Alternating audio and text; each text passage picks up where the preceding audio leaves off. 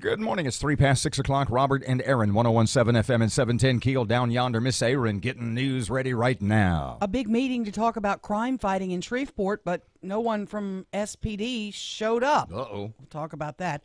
Another violent day in our community. One man dead. A teenager clings to life. And it looks like more jail inmates will be released. You know that old radio game, the high-low game? We're going to play that. How many vehicles, because we've talked about streamlining state government, how many vehicles do you think the state of Louisiana owns? Which means, of course, insurance. Well, the cost of the vehicles, insurance, gas cards. Ho, wait until you find out. And I know you might have to leave the room when I tell the story about the horse. No, I saw the photos yesterday. The one up the street, you mean? Yes. Woo. Fletcher and... No. Lots more to that story. Really? Yes. Fletcher's gone. Matt has sports, traffic, and weather both coming up this hour. It's right here on KEEL.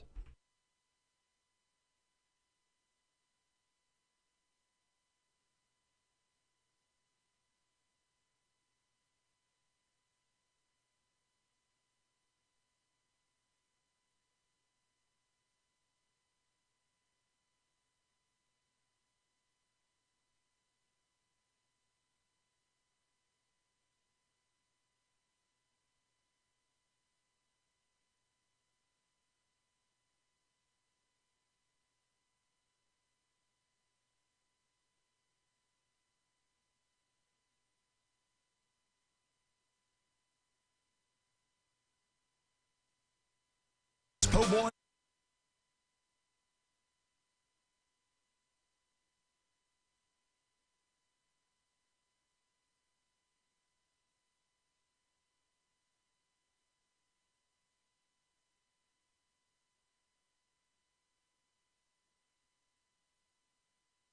Of information.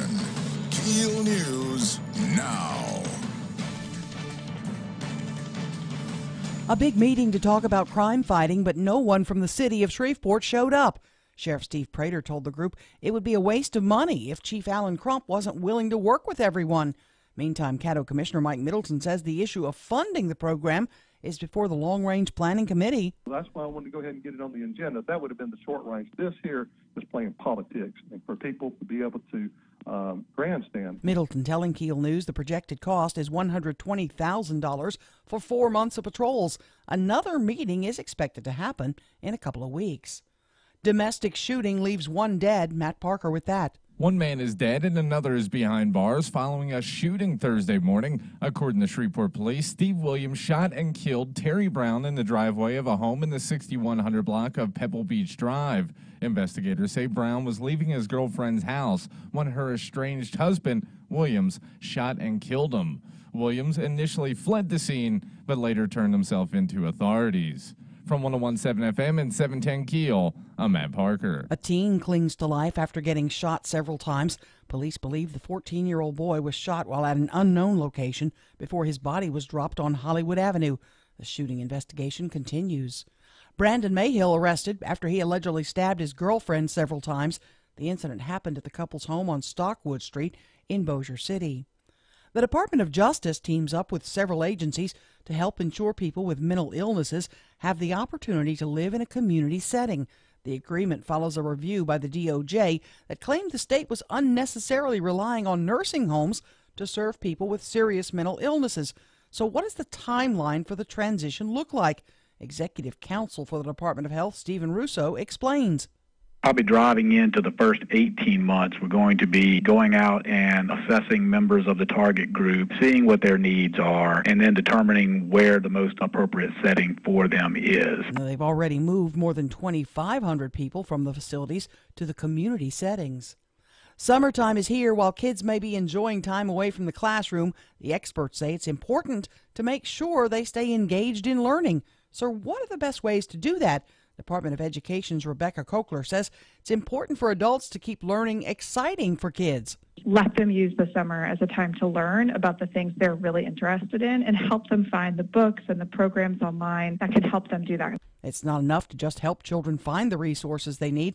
She says adults should also join that conversation. Prosecutors are accusing a former employee of the Senate Intelligence Committee of lying to the FBI about contact he had with reporters. James Wolfe of Maryland has been indicted for allegedly making false statements. Prosecutors say Wolfe was in regular contact with journalists who covered the committee. Have you been worrying yourself sick over whether there will ever be a Legally Blonde 3? Well, worry no more. Reese Witherspoon is confirming a sequel is in the works. She's posted a clip on Instagram of her floating in a pool wearing a pink bikini. The caption reads, "It's true, Legally Blonde 3. I'm Erin McCarty on 101.7 FM and 710 KEEL.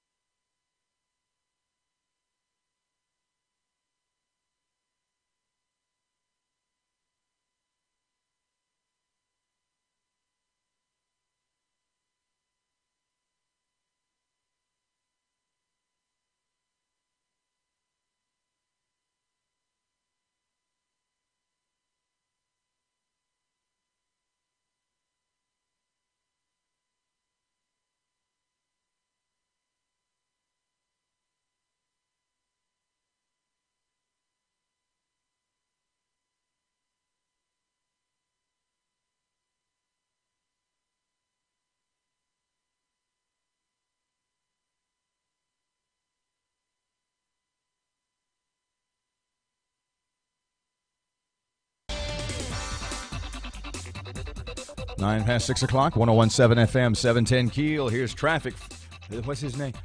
Ruben. Starting things off looking nice and clear for your early morning drive to work, but look out later on this morning for some traffic delays on Westbrook Coons Industrial Loop near Kingston Road. If you have any accidents, hazards, or closures to report to us, please give us a call at our Planet Fitness Traffic Hotline at 687-ROAD. Your AccuWeather.com forecast. Today, sunny to partly cloudy, a high of 94. Clear tonight, low 71. Tomorrow, sunshine and some clouds, high getting up to 94. With your AccuWeather.com forecast, I'm meteorologist Steve Travis.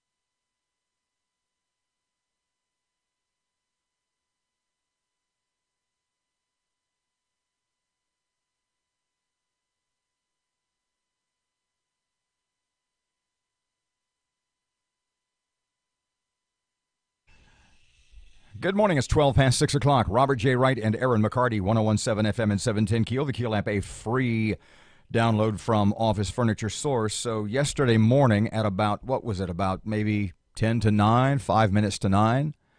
It was right before the show was over. Yeah. I get a text from a Shreveport policeman, a friend of mine, and it has a photo attached. There's a text. He texts me a picture.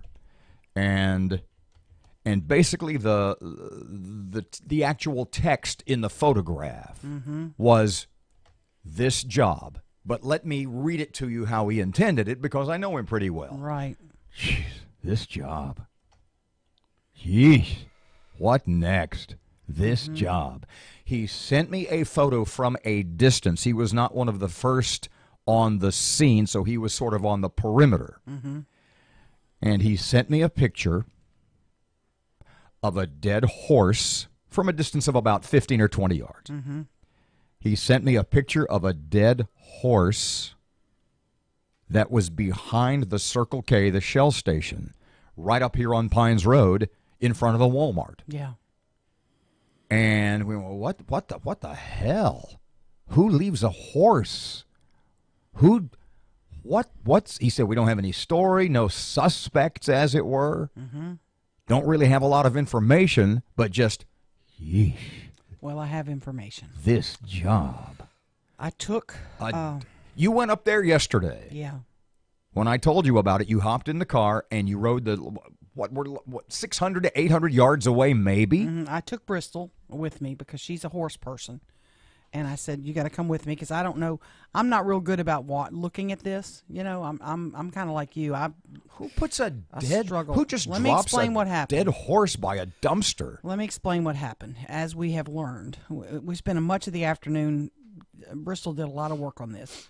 The horse was being transported. It was a young horse. It's described as a pony in one of the reports.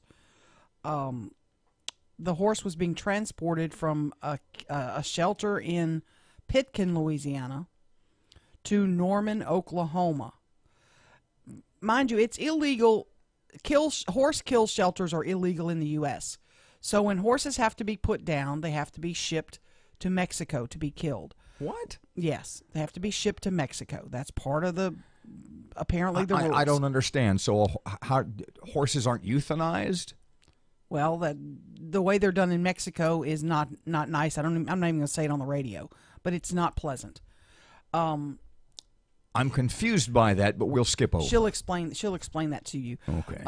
And so this horse, this young pony, was given us a certificate to travel. A veterinarian has to sign off saying this horse is medically fit to travel before they're allowed to be put in a trailer and travel thousands of miles across state lines. See if I get this right. So it has to be medically fit to travel to Mexico to be euthanized.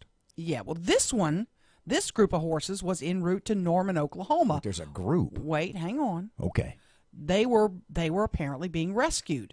So instead of going from Pitkin directly to Mexico, they were being transported to Norman, Oklahoma, where there had been people who agreed, I'll try to rescue these horses. So there's these large rescue groups all across the country. So these were en route to Norman, Oklahoma, where they may have had a new lease on life.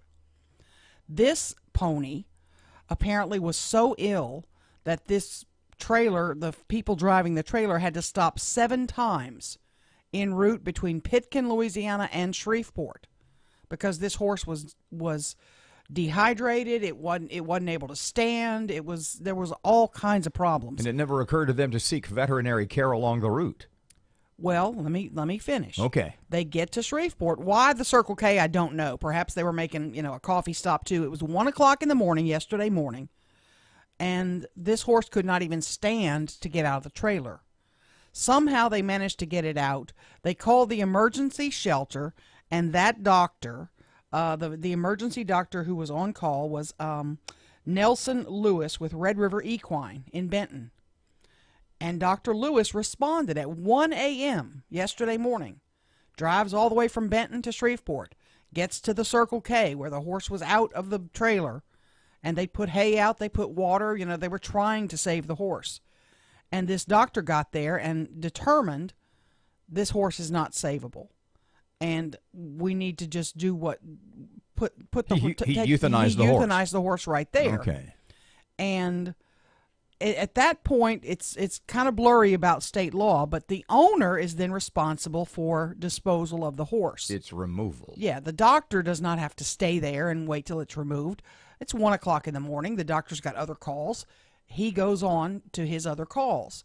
He assumes they called the sheriff's office or law enforcement to see about getting this horse removed. So he assumed that the owner of the horse, the one transporting the horses, would be responsible for taking care of it, which is what's required.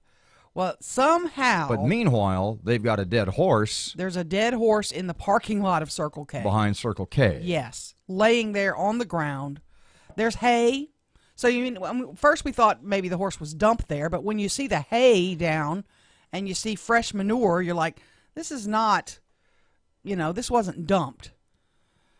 So we knew that going in. Well, now we don't know was the owner, the transporter, were they given the okay from law enforcement, early to say, we're coming, we're sending a crew, y'all don't need to wait, y'all go on. You got other horses to care for. You got to get out of a trailer. Horses can't be in a trailer, for umpteen hours. You got to get them to where they're going. So they had other horses to transport. So they go on their way to Norman, Oklahoma. Leaving the dead horse in the Leaving parking the lot. dead horse in the parking lot. Maybe having called the proper authorities. The sheriff's office was apparently called. Or yes. maybe not. Yeah, we do know that there was a call made. Okay. Not sure if it was to SPD or the Caddo Sheriff's Office. I believe it was to the Sheriff's Office. Well, that's not their jurisdiction, obviously. So the city is called in, and several hours now transpire, and that's when we get to, 7 or 8 o'clock in the morning when SPD is on the scene. Yeah. And they find the dead horse in the parking lot. But isn't the Circle K a 24-hour store? It is. It So absolutely is. No one noticed there was a dead horse behind the Circle K. They may have. That call may have come in, at 4 or 5 a.m., and that's just when they get to it. SPD's busy. They don't just rush out to a dead horse. Yeah. I mean, you got a Okay, dead. let me ask you, if you there were got somebody being stabbed or shot. If there were a dead horse in your driveway, and let's say that you're a night fly, you're Sure. a night person, right? and you notice a dead horse by the dumpster, Sure. and you call at, say, 1 in the morning, Right. and they're not there by 1:30 or 2 or 2, how many calls do you make? Do you just make the one call and figure, well, they're probably busy? And they may have said, we're really, it's overnight. It's a rough time for police. Or do you We'll get there as call- soon as we can. Do you call every hour saying, hey, there's a horse? It's not in view. It wasn't in view of the public. It's behind the store. You had to know to go back there to find it. Yeah. So, if it's blocking a gas pump, yeah, I'm calling every hour. But it's not blocking. It's behind the store. But here's what's so traumatic for me, because while I'm there, the crane truck, the truck that these guys, what they do for a living for the city of Shreveport, and I want to give kudos to them because, they're supposed to be cutting tree limbs, and that's what they do all day. Oh, and they get the call. Oh, by the way, guys, we got a horse for you to move. Huh? Yeah. Move it into what? A dump truck shows up. Oh, my God. And at the point when they're going to lift the horse up and in, I said, I got to go. I can't watch this. But I do want to tip my hat to those city workers, because they said, I had a long chat with him, and he said, I'm going to do everything I can to be humane and make sure, that it's done properly. But you put the horse in the dump truck and then you take it to the landfill. Yes, you do. And But I want to know what doctor signed off on this travel. I want to know why we have to send horses to Mexico where they get a bolt through the head to kill them. They're not humanely put down. Well, no, there's got to be more to this than that, because the doctor euthanized him here. Or her. The doctor euthanized the horse. Absolutely. So obviously there is a step in this process. You bet. There's a way that you can put them down here. That we're missing. Mm-hmm. In other words, if you've, God forbid, you got somebody with little horsey cancer, right? You don't ship him off to Mexico to euthanize the horse. I understand. Because that would make those drugs illegal, and the doctor from Benton couldn't have euthanized the horse. Part of the problem is, too, that they make money. It's going to be one of those follow the money. They make money selling the horses to Mexico. We got to go. This job. Yeesh. 20 past 6 o'clock, 101.7 FM, 710 Keel. How many cars you think the state of Louisiana owns? Just wait.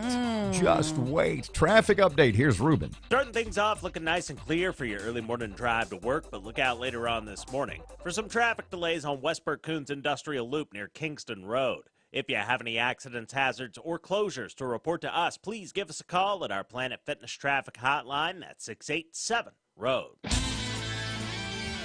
Your AccuWeather.com forecast. Today, sunny to partly cloudy, a high of 94. Clear tonight, low 71. Tomorrow, sunshine and some clouds, high getting up to 94. With your AccuWeather.com forecast, I'm meteorologist Steve Travis.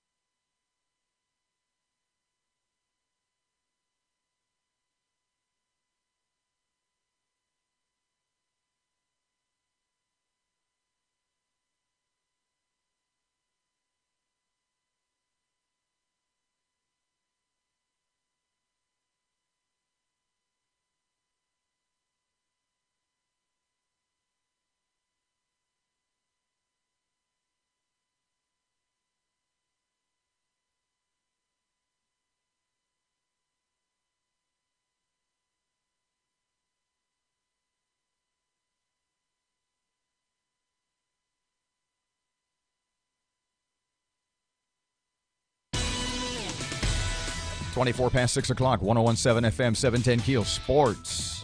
Alexander Ovechkin's 14-year quest to hold Lord Stanley's Cup is finally over. The Washington Capitals beat the Las Vegas Golden Knights last night 4-3 to win the team's first cup in franchise history. The Great Eight not only won his first league title, but was named playoff MVP after the game.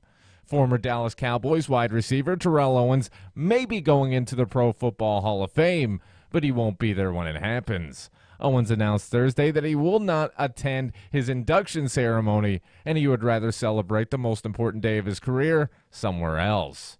The Houston Astros came out on top in Game 1 of a series against in-state rival Texas Rangers. The Stros beat the Rangers 5-2. And Pelicans head coach Alvin Gentry will be in New Orleans for at least a little while longer. Gentry signed a 2-year contract extension through the 2021 season. The new contract comes on the heels of one of Gentry's best years as a head coach and one of the best years in New Orleans basketball history. From the Keel Sports Desk, I'm Matt Parker.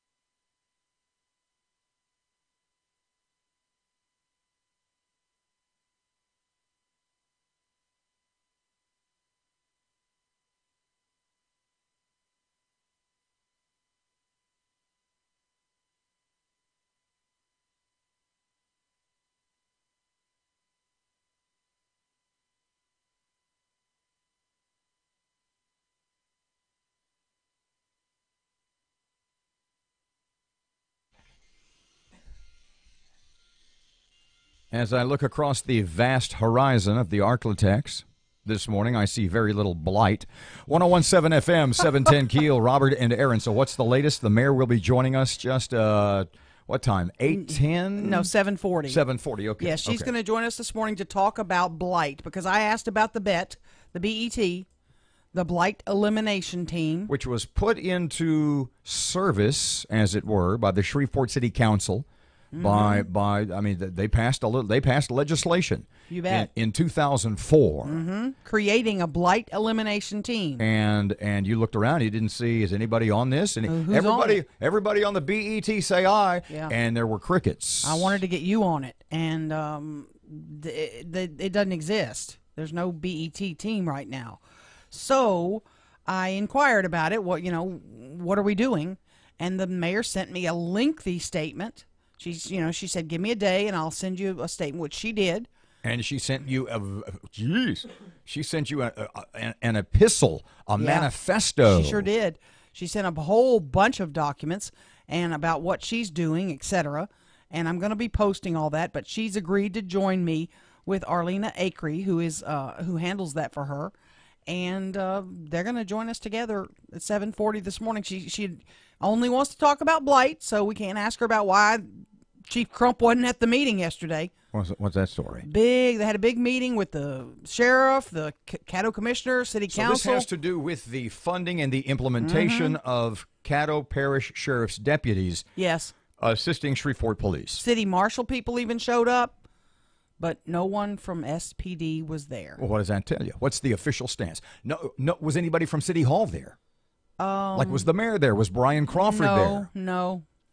So there may have been a city council member or two. I'm not sure. But officially speaking, from the upper echelons of the Shreveport Police, crickets, or the upper echelon of Shreveport City government, no one was there. Crickets. Apparently, Chief Crump is on vacation, is what I believe. And the number 2 guy is Bill Gooden, and the number 3 guy is I'm not sure who it is. The point being, when we spoke with Caddo Commissioner Mike Middleton yesterday, and that interview is on the website at keelnews.com. Mr. Mike said, I had a casual conversation, a short conversation with Chief Crump, And my impression, meaning Mr. Middleton's, my impression was that he was not too keen on the idea. Right. Mike Middleton? What do you mean? Middleton, who is 100% behind the funding course. and the assistant of the Caddo Sheriff. You're talking about the chief. The chief, Middleton. Yeah. Middleton told us yesterday that Chief Crump, in his opinion, was not too keen. We can pull up the bite. Yeah. Was not too keen on the idea of Shreveport police being assisted in their patrols by Caddo Parish Sheriff's deputies. And the chief said that to the sheriff the first go-round when they talked about it. 29 past 6 o'clock, 101.7 FM, 710 KEEL. The letters hopping around. You know what it is. I'm kicking into McCarty mode. I'm on vacation next week, and I'm about to check out. Traffic update. Here's Ruben.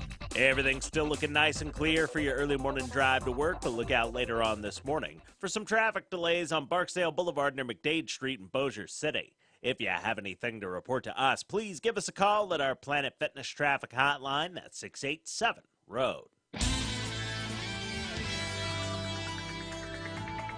Your AccuWeather.com forecast. Today, sun mixing with some clouds, high up to 94. Clear tonight, low 71. Tomorrow, partly sunny, high 94. With your AccuWeather.com forecast, I'm meteorologist Steve Travis.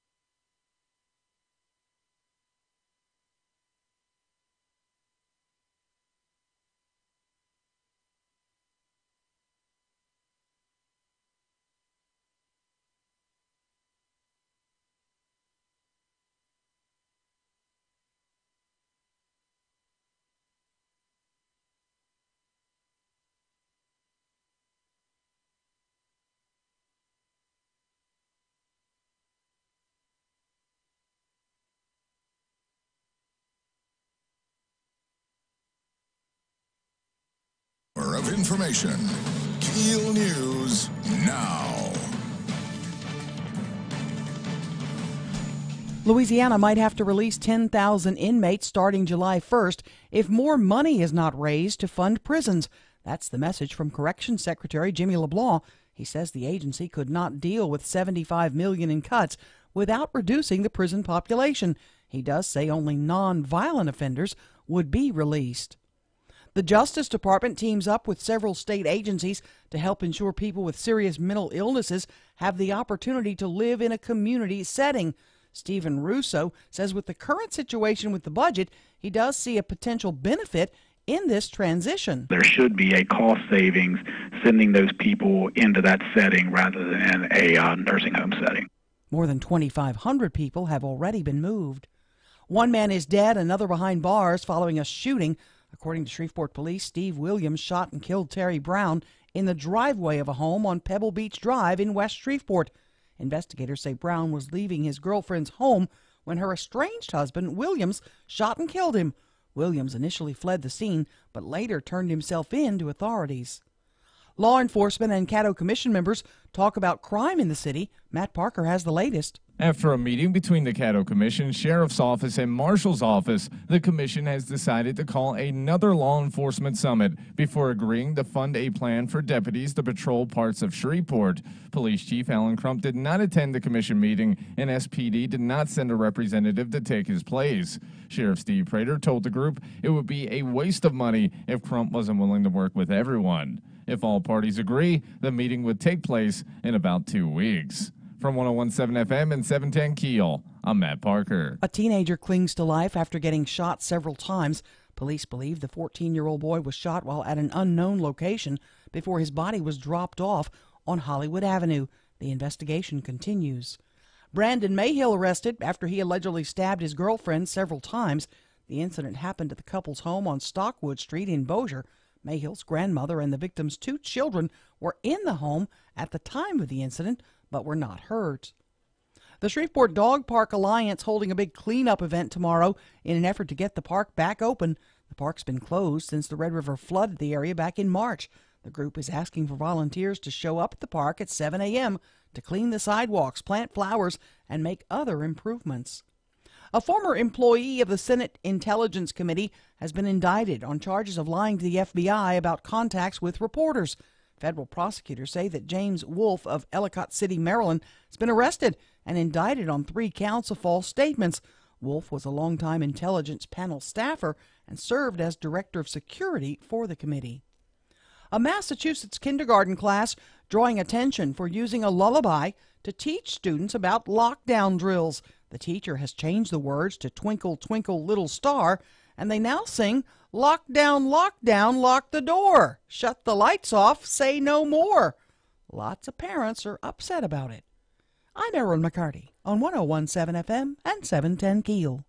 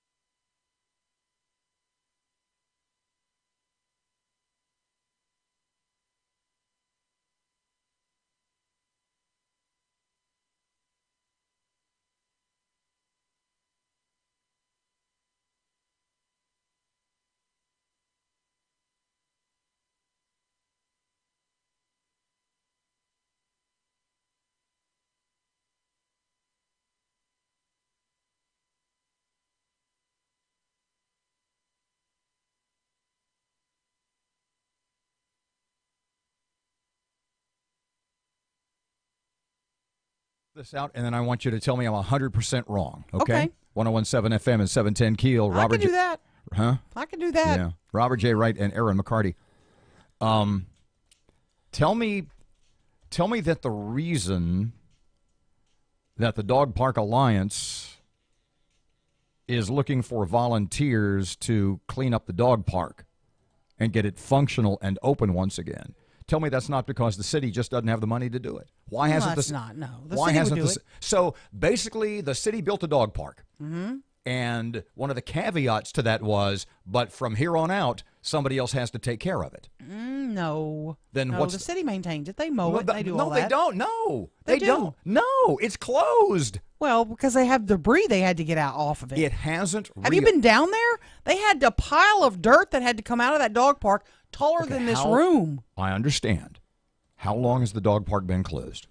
Several months. Why hasn't the city done anything over those months? Well, the problem is, I don't know if you haven't driven down there, obviously. The Stoner boat launch was completely torn up. Right. They had to completely remove all that concrete. Why are There are priorities. Okay. Do you fix that? The actual pavement driving through that park? So my Or question, do you fix the dog so park my part? question to you once again is, the reason that volunteers are doing this, just like with Dixon, because otherwise it would just sit there. It would take longer. Yes, it would take longer. That's my point. I mean, you could get a squeaky wheel perhaps to scream and holler on the radio, and maybe it would get done quicker. I don't know, but and I hadn't really railed about that yet because I've been taking Tiger elsewhere. But he wants to go back to his park. He thinks it's his, so he's ready to go. And there will be a lot of volunteers want to help, and they want to have a hand in it. That's awesome. By the way, if you go help tomorrow, do not bring your dog. This is not a work and play day. This is a just work day. So no dogs tomorrow at the work day. But to this point, for the last, what's it been closed, 120 days? Probably. Or longer? Yeah, probably. I don't know. But to this point, the city has not done, it's not reopened. Nope, it's not. It needs, I was down there not too long ago. It needs mowing. It needs some landscaping. It needs some of the sidewalks need to be Not cleaned going to still. argue that it closed because it flooded. But they got a foot of silt out of that park. Not arguing that at all. They did a lot of work. But the question remains, if it weren't for these volunteers, how long would it be before the city did the work necessary to reopen the park? And it's close. It really is close to being reopened. And then this may spur it an extra early a week or two early. I don't know, but it was real close to being reopened. So it would be ready to go in a week. A week or two, probably. Text Cynthia and see. Okay, I'll ask her. She's probably. I mean, listening. is this just the finishing touches Yeah, on some oh, yeah. outstanding? They're not going to let the public out there if there's any kind of jeopardy. Is this just the finishing touches on an outstanding landscaping and recovery job by the city, or are those volunteers tomorrow, like starting from ground zero? 639, 1017 FM, 710 Keel traffic time. Here's Ruben. I-20 eastbound's got it clear all the way to Monroe right now, but look out later on this morning for some traffic delays on I-49 southbound near Kings Highway. If you have anything to report to us, please give us a call at our Planet Fitness traffic hotline. That's 687-ROAD. Your AccuWeather.com forecast. Today, sun mixing with some clouds, high up to 94. Clear tonight, low 71. Tomorrow, partly sunny, high 94. With your AccuWeather.com forecast, I'm meteorologist Steve Travis.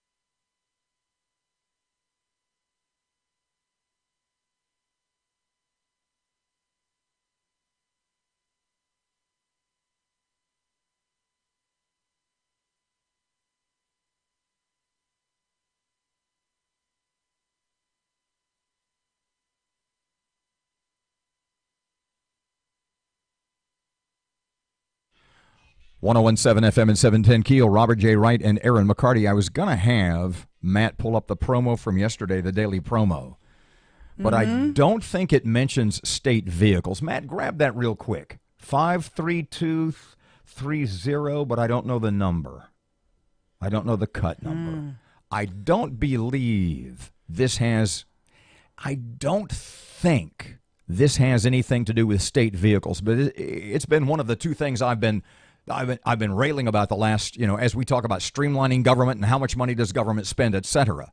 And the two things I've been about is how many cars does Louisiana own and talking about state pensions. And, can we talk about state pensions a bit later? But here's yesterday's promo. I don't remember if this is pertinent to what we're about to talk about.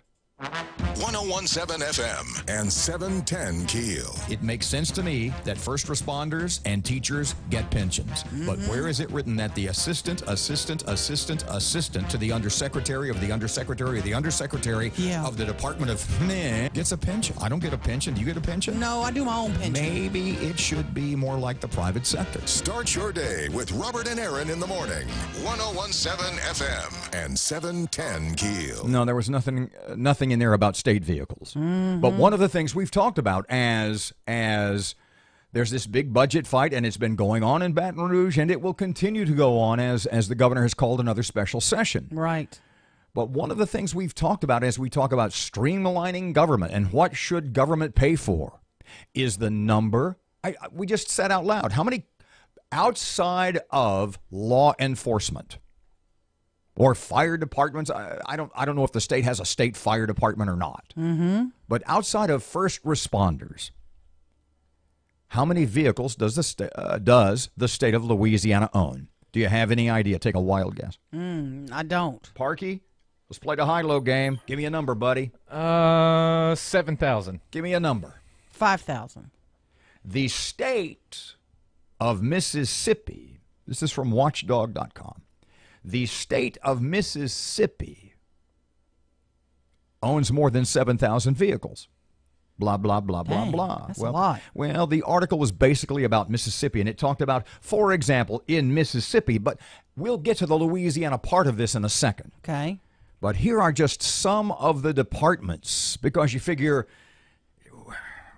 when you find out what I'm about to tell you, and I tell you some of the places Mississippi has cars and how many and for how many employees, do you really think for a heartbeat that Louisiana has fewer?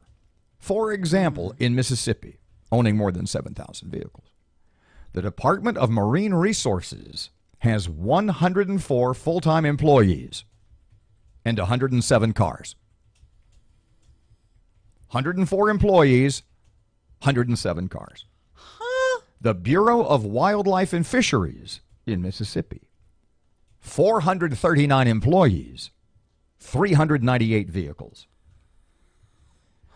Mississippi Department of Transportation. Now that includes trucks, repair stuff, and Sure, yeah. 2,223 vehicles, 3,300 employees.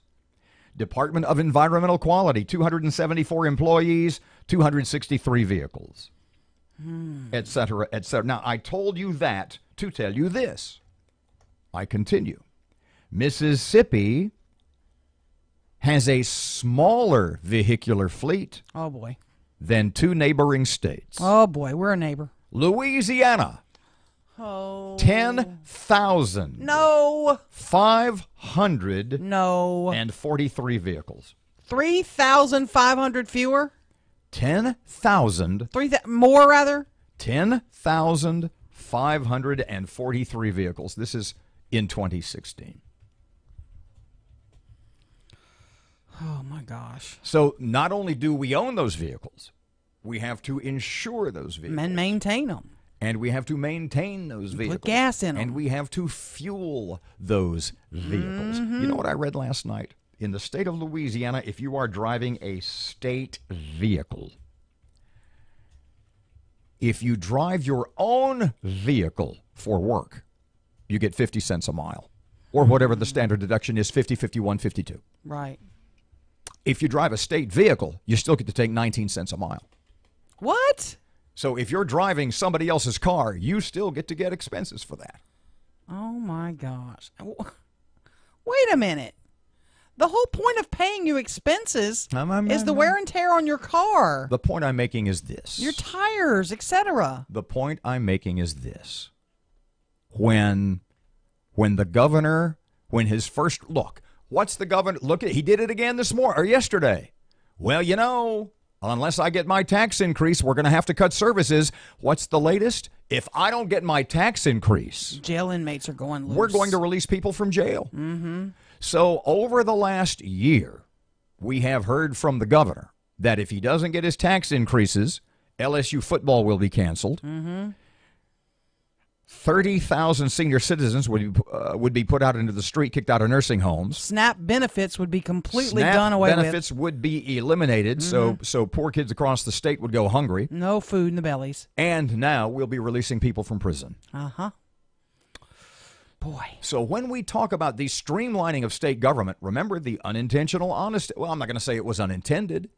Honesty from Greg Tarver. Because if you tell a state department to cut 10%, it's going to cut services. Mm-hmm.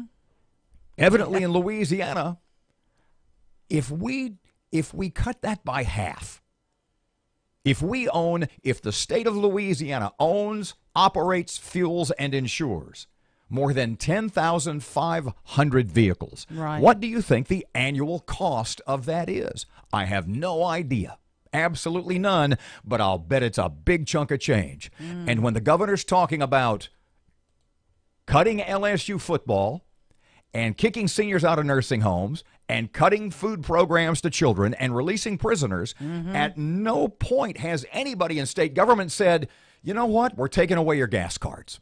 Yeah. And you know what? Park the car. We're selling some cars. We're parking the cars We're going to raise some money. We're Let's have an parking the auction. cars for 6 months. No, sell them. Let's have an auction.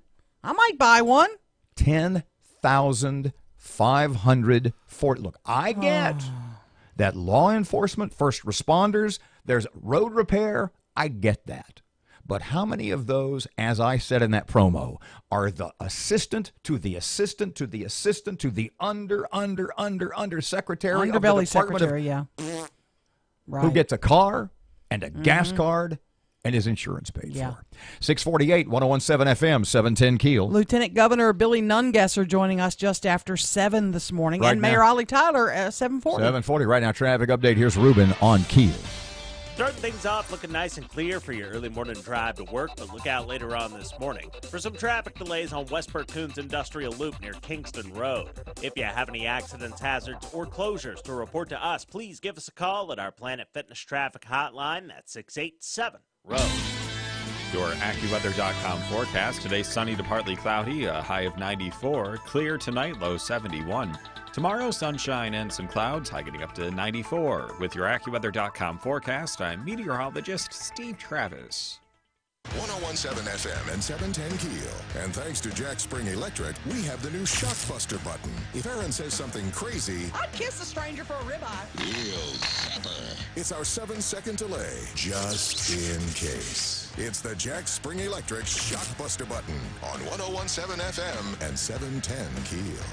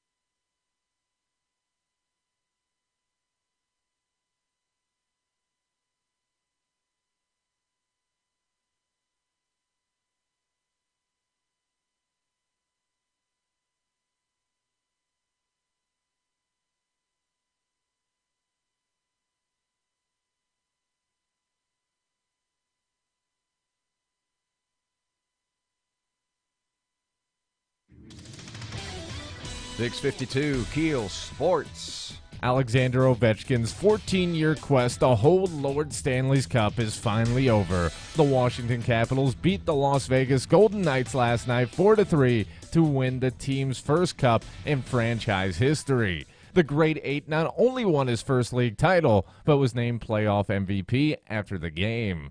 Former Dallas Cowboys wide receiver Terrell Owens may be going into the Pro Football Hall of Fame, but he won't be there when it happens. Owens announced Thursday that he will not attend his induction ceremony, and he would rather celebrate the most important day of his career somewhere else. The Houston Astros came out on top in Game 1 of a series against in-state rival Texas Rangers. The Stros beat the Rangers 5-2. And Pelicans head coach Alvin Gentry will be in New Orleans for at least a little while longer. Gentry signed a 2-year contract extension through the 2021 season. The new contract comes on the heels of one of Gentry's best years as a head coach and one of the best years in New Orleans basketball history. From the Keel Sports Desk, I'm Matt Parker.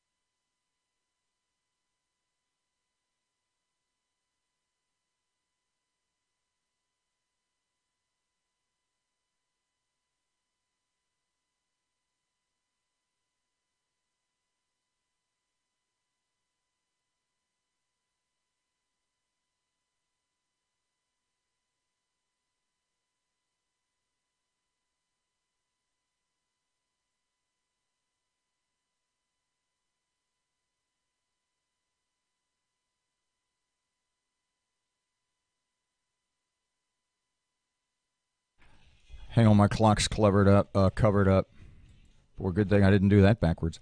101.7 FM, 710 Keel. Robert and Erin, 655. We'll talk about this more a little bit later. Define objectivity. Fairness. Define objectivity. Disconnecting yourself from the subject to be as fair as possible. Neutrality, even-handedness, Right. open-mindedness, detachment, dispassion, neutrality. I said that. Sure. You know, we've been talking a lot lately for no other reason than it just makes Matt's head explode about toxic masculinity. Yeah. Bad men. Hobart and Smith college course. We'll talk about this more later because we got to go in a second. Hobart and Smith College course claims that objectivity is a white myth created by white privilege by white people. A course, talk about this later, a course at Hobart, got to go? Yeah, we got to go, unfortunately. Producer's privilege, 656, 101.7 FM, 710 Keel. Here's Rush. Actual op-ed headline from NBC News. Science proves kids are bad for Earth. Morality suggests we stop having them. The author is Travis Reeder, says having kids is a big contributor to climate change. Having a child, he says, imposes high emissions on the world while the parents get the benefit. So like with any high-cost luxury, we should limit our indulgence. He says it's only logical for everyone on Earth to consider having fewer children, a view that's spreading in the academic community. Now, this clown isn't some underperforming salesman at Planned Parenthood. He holds a Ph.D. He is the director of the bioethics degree program at Johns Hopkins. Dr. Reeder explains that if having one fewer kid can reduce your contribution to the harm from climate change, then you are making a morally relevant choice. He doesn't think we should shame parents, but since we face the very real prospect of catastrophic climate change, difficult and even uncomfortable conversations are important. Dr. Reeder, here's another difficult conversation. If science supposedly proves that kids are bad for the Earth, by the same token, science must also prove that adults, like you, are even worse. So if you're really serious about saving the Earth, have you ever thought about, 10 stories could do it?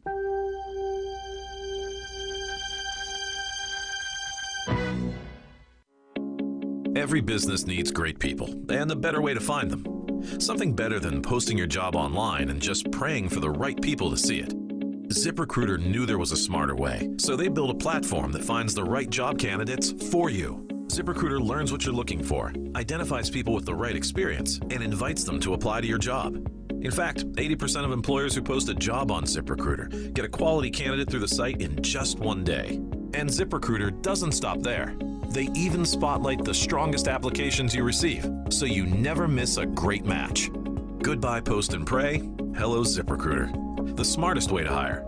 People from businesses of all sizes trust ZipRecruiter for their hiring needs. We're so confident ZipRecruiter will get you better results than anywhere else. We'll let you try it free. That's right, free. Just go to ZipRecruiter.com/free. That's ZipRecruiter.com/free. ZipRecruiter.com/free. 659, 101.7 FM, 710 Keel. Lieutenant Governor Billy Nungesser just past 7 o'clock. Here's Ruben, traffic update. Keeping an eye right now on some slow-moving traffic on Olive Street near Line Avenue. And we have some traffic delays on McDade Street near Barksdale Boulevard in Bossier City. If you have anything to report to us, please give us a call at our Planet Fitness traffic hotline. That's 687-ROAD. Your AccuWeather.com forecast. Today, sunny to partly cloudy, a high of 94. Clear tonight, low 71. Tomorrow, sunshine and some clouds, high getting up to 94. With your AccuWeather.com forecast, I'm meteorologist Steve Travis. Breaking news and trending talk. This is 101.7 FM and 710 Keel. KEEL, Shreveport.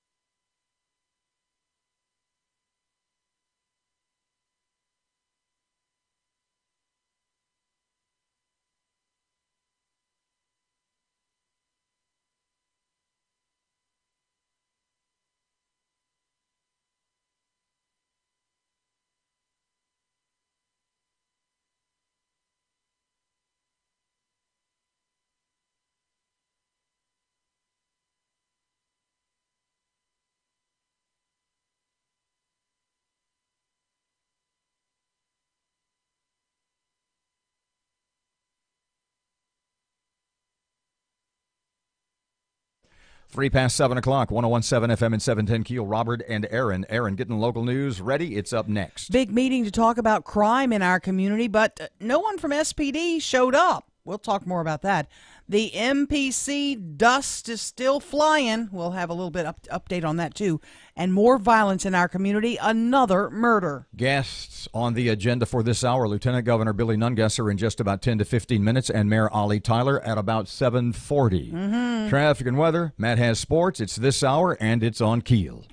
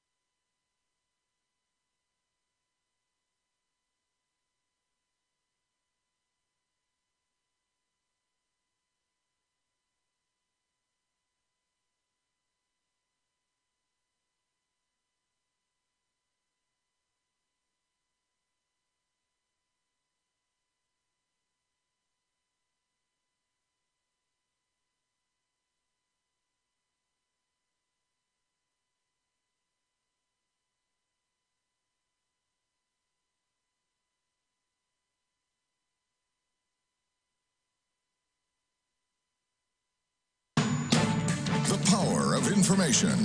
KEEL News now. A domestic shooting leaves one dead. One man dead, another is locked up following a shooting Thursday morning. According to SPD, Steve Williams shot and killed Terry Brown in the driveway of a home on Pebble Beach Drive. Investigators say Brown was leaving his girlfriend's home when her estranged husband, Williams, shot and killed him. Williams initially fled the scene, but later turned himself in to authorities. A teenager clings to life after getting shot multiple times. Police believe the 14-year-old boy was shot at an unknown location before his body was dropped on Hollywood Avenue. Investigation continues. Brandon Mayhill arrested after he allegedly stabbed his girlfriend several times. The incident happened at the couple's home on Stockwood Street in Bossier. Mayhill's grandmother and the victim's 2 children were in the home at the time, but were not hurt. Despite growing unhappiness with the MPC, it appears Executive Director Mark Sweeney will be getting a contract extension. During this week's meeting, Alan Young made a motion not to renew Sweeney's contract. However, Chairman Theron Jackson refused to add the motion to the agenda and said the commission wouldn't be able to add the matter due to the bylaws. MPC member Ronnie Remedies telling KEEL News he's highly disappointed. We would hope that the people that were appointed by the commission and the council, they would find quality people with good moral character.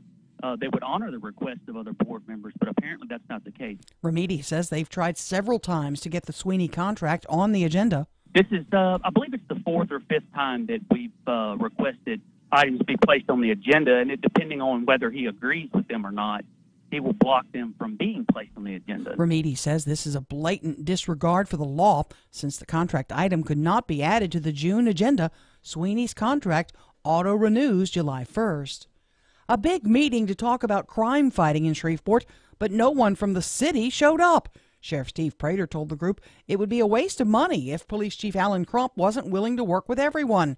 Caddo Commissioner Mike Middleton telling KEEL News he wants the parish to step up and pay for it. Commission's responsibility. Well, I think it is. We need to do things to encourage economic development and a positive image of our community.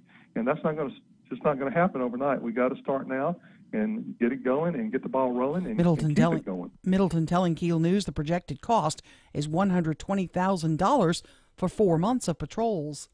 Louisiana might have to release 10,000 inmates starting July 1 if more money is not raised to fund prisons.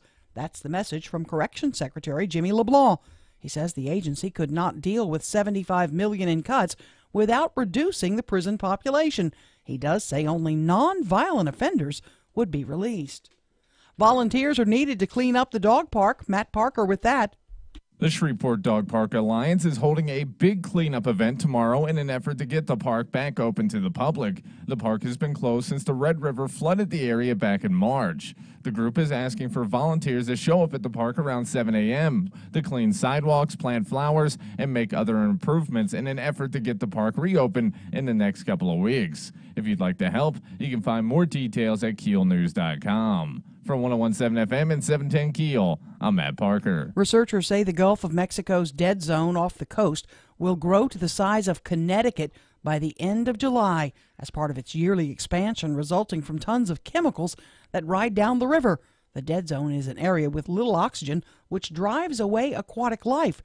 LSU professor Dr. Eugene Turner says the size fluctuates but has trended up over the years. Last year it was the largest it was. It's getting a slight bit bigger every year for the amount of nutrients that are coming down the river because of the sensitivity to climate change and temperature. And while the dead zone is not dangerous to humans and even still might have some fishing in it, Turner says there's still some real damage going on at the bottom of the Gulf. Anthony Bourdain, who hosts a show on the CNN network, Parts Unknown, has apparently committed suicide. That's according to CNN this morning. I'm Erin McCarty on 101.7 FM and 710 KEEL.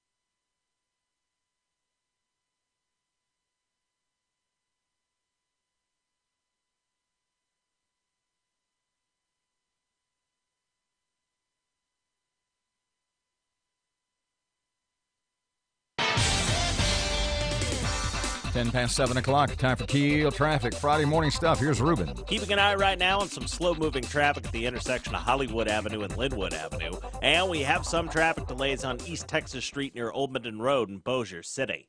If you have anything to report to us, please give us a call at our Planet Fitness traffic hotline. That's 687-ROAD. Your AccuWeather.com forecast. Today, sunny to partly cloudy, a high of 94. Clear tonight, low 71. Tomorrow, sunshine and some clouds, high getting up to 94. With your AccuWeather.com forecast, I'm meteorologist Steve Travis.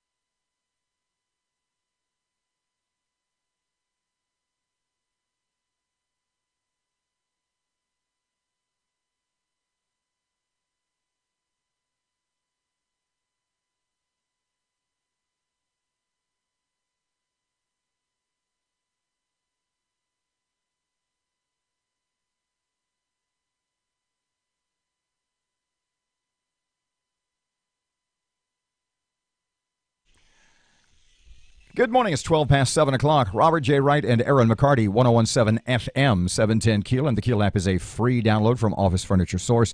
Mr. Billy Nungesser, Lieutenant Governor of the state of Louisiana. Hey, Mr. Billy, welcome back to KEEL. How you doing this morning? Well, let me start with this because I found this, and I think everyone did, actually such an intriguing idea. I was going to say crusade, but it hasn't reached crusade proportions just yet. To make the French Quarter in New Orleans declared a state park. How's that going? What kind of reaction are you getting? Are people going, Billy, no way? And yet you're not the kind of guy that just jumps to things. You thought this through. What are people saying to you about that idea? Well, some people are shocked, and here's the thing. For 30 years, we've been talking about cleaning up the French Quarter. In the face reality, it's not going to happen. There's not enough voters down there for the elected officials to ever put the resources, police, fixing the streets and sidewalks, cleaning it up, they're not going to get reelected by cleaning up the French Quarter. I looked around the country at other places that were tourist attraction that struggled with crime, cleanliness, and I looked at the Gaslight District in San Diego, and it was a horrible place to go. And today it's one of the number one tourist attractions over there because they took it and made it a separate entity and made it a focus to attract tourists and not just an area that nobody lives in and nobody cared about. Pardon me, Billy. Goes New Orleans, so goes the state, and we can't just hold our breath every year and hope the crime situation gets better. Explain to me what you mean by when you say clean up the French Quarter, because bluntly speaking, so many things that are attractive about the French Quarter are, shall we say, grown up. I don't mean adult in a ribald sense, but adult grown up in nature. Well, you know, when people write you letters and emails and say, I left my hotel room to go walk in the French Quarter, and 2 steps down the street I fell on the cracked streets and sidewalks into these dirty streets, went back to my hotel, bandaged myself up, and left Louisiana, and I'm not coming back. That's a problem. It's not kept clean. The cracked streets, the crime, you know, we hold our breath every year. And we saw after Katrina, so goes New Orleans, so goes tourists for the rest of the state. So we've got to make sure we're addressing every avenue to keep those great tourism numbers growing. And year after year, we hold our breath hoping it gets better, and it just hasn't. So we've got to think outside the box and look at the revenues the quarter takes in. And if we can do a better job with a portion of those revenues, the revenues to the city to do what they want, maybe there's a possibility to make it a focus. And listen, if it's not the right thing to do, I don't want to do it. Just like with our private-public partnership with the state parks, it's time to start thinking outside the box on everything we do and put our best foot forward. And I only want what's best for the state. And if it's the way to get it cleaned up and make it the attraction it ought to be, then we're going to look at it. Billy, let me think outside the box and throw a big curveball at you. Let's think outside the big box. We just learned this week Shreveport's about to lose 2 Sears stores, 2 of the anchor tenants at our 2 malls in our community. Got some emails and texts about maybe creating housing there, that this is being done in some other big communities. I know this is a major curveball I'm throwing you this morning, but is that something that other communities in the state are looking at? What are we going to do as these retail malls across our state fall into decline? Well, I was just at the Republican Lieutenant Governor's Conference in Orlando, and one of the representatives there that sponsors the conference represents malls all over the country. And they are looking at every option from assisted senior living facilities where they can walk indoors in the air condition to multi-purpose buildings. So I asked her to share some of that information with me when she got back to her office so I could make that available to the municipalities around the state, because it is a growing problem. It's not just in Louisiana. As these big box stores or people are buying online, getting it shipped to their house, we're going to see more and more of that. So there again, we're going to have to get creative and think outside the box to fill those spots. Let me ask you something that got my panties in a bunch last week. Careful. I know you travel the state. The state pays for maintaining the grass cutting along our freeways and sometimes some communities don't get it done. How critical does that matter? Some people tell me I'm being too get over it. It's just Nitpicky. grass. Yeah. Is mowing the grass important? Absolutely. Think about when you pull into a drive through a state that the highways are clean and well maintained. I've been on this kick around the state, and I give out awards to communities for litter-free communities every year. And I go travel around and ask the mayors and parish presidents and elected officials to have a day where they go out and clean up, or several days. But it absolutely is important. One of the things we looked at in some of the communities is growing these wildflowers where you don't have to cut as often because of budget cuts and things. You're right, people are not getting it done, but it is absolutely important that we don't have overgrown areas and we maintain the highways and all the community streets and roads. It's a quality of life issue when you see it clean and neat. But you're right, we're having a problem with that all over the state. Just one more quick question. You're on the road all the time selling Louisiana. Where are you headed next? What's the big next project? Well, tomorrow I'll be at Grilling on Main Street up in Minden, and then I'll be headed over to Shreveport for the Cooking Classic, and I'll be spending the day and night there in Shreveport for those events. And then Sunday I'll be heading to church and back on the road again Monday across South Louisiana. And you're welcoming lieutenant governors to the state next week, right? Absolutely. This is a great opportunity for us. I learned about a new device in Florida from one of the companies that they put in classrooms, and if there's gunfire, it automatically calls the police, and if that shooter would move to another area of the school, it tracks him. And they're going to be bringing that technology to New Orleans for this conference. An incredible thing that could go in any type of building. It's as big as a light fixture that would immediate notify, whether it's in an airport, an office building, or a school, that I learned about at this conference.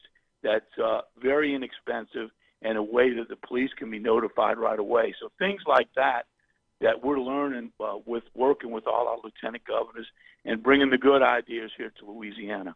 Lieutenant Governor Billy Nungesser, thank you so much, sir. Great. Have a great day. Thank you, Mr. Billy. 19 past 7 o'clock, 101.7 FM, 710 Keel. Mayor Ollie Tyler in just about 20 minutes or so. Blight. What's it called? The Blight Elimination Team. BET. A status update, traffic update right now. Here's Ruben. Keeping an eye right now on some slow-moving traffic at the intersection of Hollywood Avenue and Linwood Avenue. And we have some traffic delays on East Texas Street near Old Minden Road in Bossier City. If you have anything to report to us, please give us a call at our Planet Fitness traffic hotline. That's 687-ROAD. Your AccuWeather.com forecast. Today, sunny to partly cloudy, a high of 94. Clear tonight, low 71. Tomorrow, sunshine and some clouds, high getting up to 94. With your AccuWeather.com forecast, I'm meteorologist Steve Travis.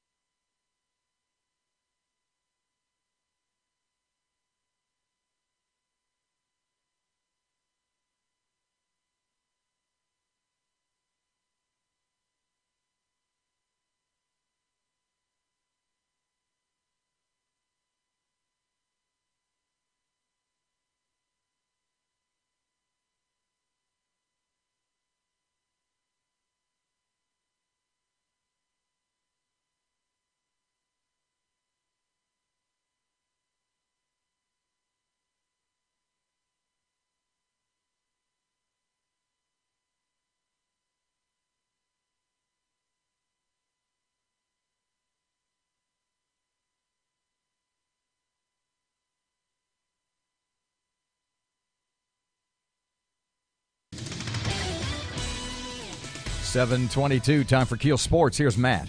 Alexander Ovechkin's 14-year quest to hold Lord Stanley's Cup is finally over. The Washington Capitals beat the Las Vegas Golden Knights last night 4-3 to win the team's first cup in franchise history. The Great Eight not only won his first league title, but was named playoff MVP after the game. Former Dallas Cowboys wide receiver Terrell Owens may be going into the Pro Football Hall of Fame, but he won't be there when it happens. Owens announced Thursday that he will not attend his induction ceremony, and he would rather celebrate the most important day of his career somewhere else. The Houston Astros came out on top in Game 1 of a series against in-state rival Texas Rangers. The Stros beat the Rangers 5-2. And Pelicans head coach Alvin Gentry will be in New Orleans for at least a little while longer. Gentry signed a 2-year contract extension through the 2021 season. The new contract comes on the heels of one of Gentry's best years as a head coach and one of the best years in New Orleans basketball history. From the Keel Sports Desk, I'm Matt Parker.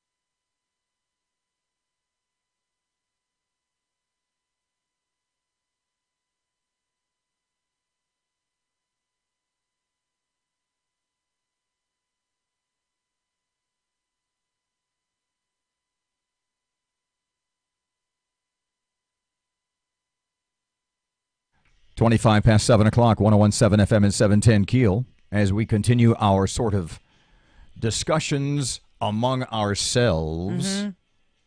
What you looking at? Well, we've got the mayor coming up at 7:40 to talk about blight in the city, and did I see some blight yesterday? As we discuss these things among ourselves, specifically streamlining government, as we've said before, what Greg Tarver said, that may be the best on-air quote. We've been on Keel, 4.5 years now? Mm-hmm. On this station for 4.5 years. Yep. That may be the best single quote we've had on air. Mm-hmm. Is that basically, to paraphrase, to shorten, when you tell a government agency, when you have a bureaucracy, you order a bureaucracy to cut. There's going to be cuts. It'll cut services. It won't cut itself. Exactly. We talked last hour. The state of Louisiana owns more than 10,000 vehicles. In fact, more than 10,500. Look, I get the state police need cars. I get the transportation department, the DOTD needs repair stuff. But as to quote myself, does the assistant under secretary of FNE need a free car, a gas card, and insurance? Maybe if the state were run a little bit more like the private sector, like the real world, we wouldn't have these fights every year or every couple of years. Right. You and I had talked about, and you pulled up the numbers, about how much the state pays annually into state worker pensions. Mm-hmm. Now, I know as soon as you say, wait a second, why are all these pensions for state workers sacrosanct? First responders, pension. Mm-hmm. Teachers on the state level, pensions. Sure. I get that. But once again, back to my under, assistant. Why is that person getting a pension? Annually. Because it's in the state constitution. Annually, the state of Louisiana contributes $2,690,618,000 to state worker pensions. Okay, we're struggling to try and make up about a $350 or $400 million budget hole. Mm-hmm. At least the governor says we are. And he's saying, unless I get this, senior citizens out on the streets, no more LSU football. No SNAP benefits. Sorry, kids are going to starve. More prisoners going free. That's what he said yesterday. If we don't get his corrections secretary If we don't get the revenue, yes, I can feel the strings being pulled now. No. The point being, if we don't get all these things, services will be cut. Yeah. The state of Louisiana annually, $2,690,618,000 in pension contributions. Do you know how much of this? Do you know what the state of Louisiana's unfunded pension liability is? No. That's basically where, let's say, Erin is a state employee, and you are contributing, they are deducting part of your pay. Every couple of weeks, it's going in to pay for your pension. Right. And the state will either match it or they'll double match it or whatever the figure happens to be, I don't know. But basically what an unfunded pension liability is the state says, listen, we'll match your contribution. We just will match it later. The state of Louisiana's unfunded pension liability is $16 billion. Wow. You say, wow. You know what Illinois' unfunded pension liability is? $151 billion. Oh. New Jersey is second, $92 billion. Louisiana, if 16 billion sounds bad, try to make up that hole in Illinois or New Jersey. Yeah, good luck with that. As baby boomers, i.e. you and me, reach retirement age. Oh, boy. Ponzi scheme. 101.7 FM, 710 Keel. The mayor is about 10 minutes away. Also got to tell you about the horse found behind a local Circle K. Yeah, that's pretty creepy. Unbelievable. I know. Did anybody ever put the photos up yesterday? I'm debating that now. Traffic update. Here's Ruben. Starting to see some slow-moving traffic on Texas Street in downtown Shreveport, and we're still keeping an eye on that minor accident on Buncombe Road near Blue Ridge Drive. If you have anything to report to us, accidents, hazards, or closures, give us a call at our Planet Fitness Traffic Hotline, 687-ROAD. Your AccuWeather.com forecast. Today, sun mixing with some clouds, high up to 94. Clear tonight, low 71. Tomorrow, partly sunny, high 94. With your AccuWeather.com forecast, I'm meteorologist Steve Travis.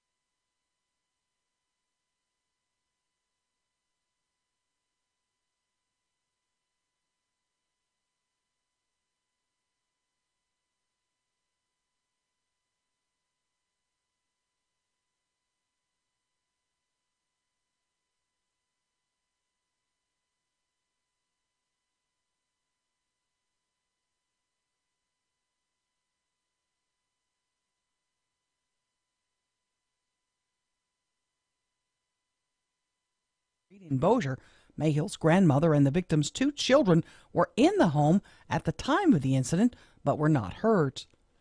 The Shreveport Dog Park Alliance holding a big cleanup event tomorrow in an effort to get the park back open. The park's been closed since the Red River flooded the area back in March. The group is asking for volunteers to show up at the park at 7 a.m. to clean the sidewalks, plant flowers, and make other improvements. A former employee of the Senate Intelligence Committee has been indicted on charges of lying to the FBI about contacts with reporters. Federal prosecutors say that James Wolfe of Ellicott City, Maryland, has been arrested and indicted on 3 counts of false statements. Wolfe was a longtime intelligence panel staffer and served as director of security for the committee. A Massachusetts kindergarten class drawing attention for using a lullaby to teach students about lockdown drills. The teacher has changed the words to Twinkle, Twinkle, Little Star, and they now sing, Lockdown, lockdown, lock the door. Shut the lights off, say no more. Lots of parents are upset about it. I'm Erin McCarty on 101.7 FM and 710 KEEL.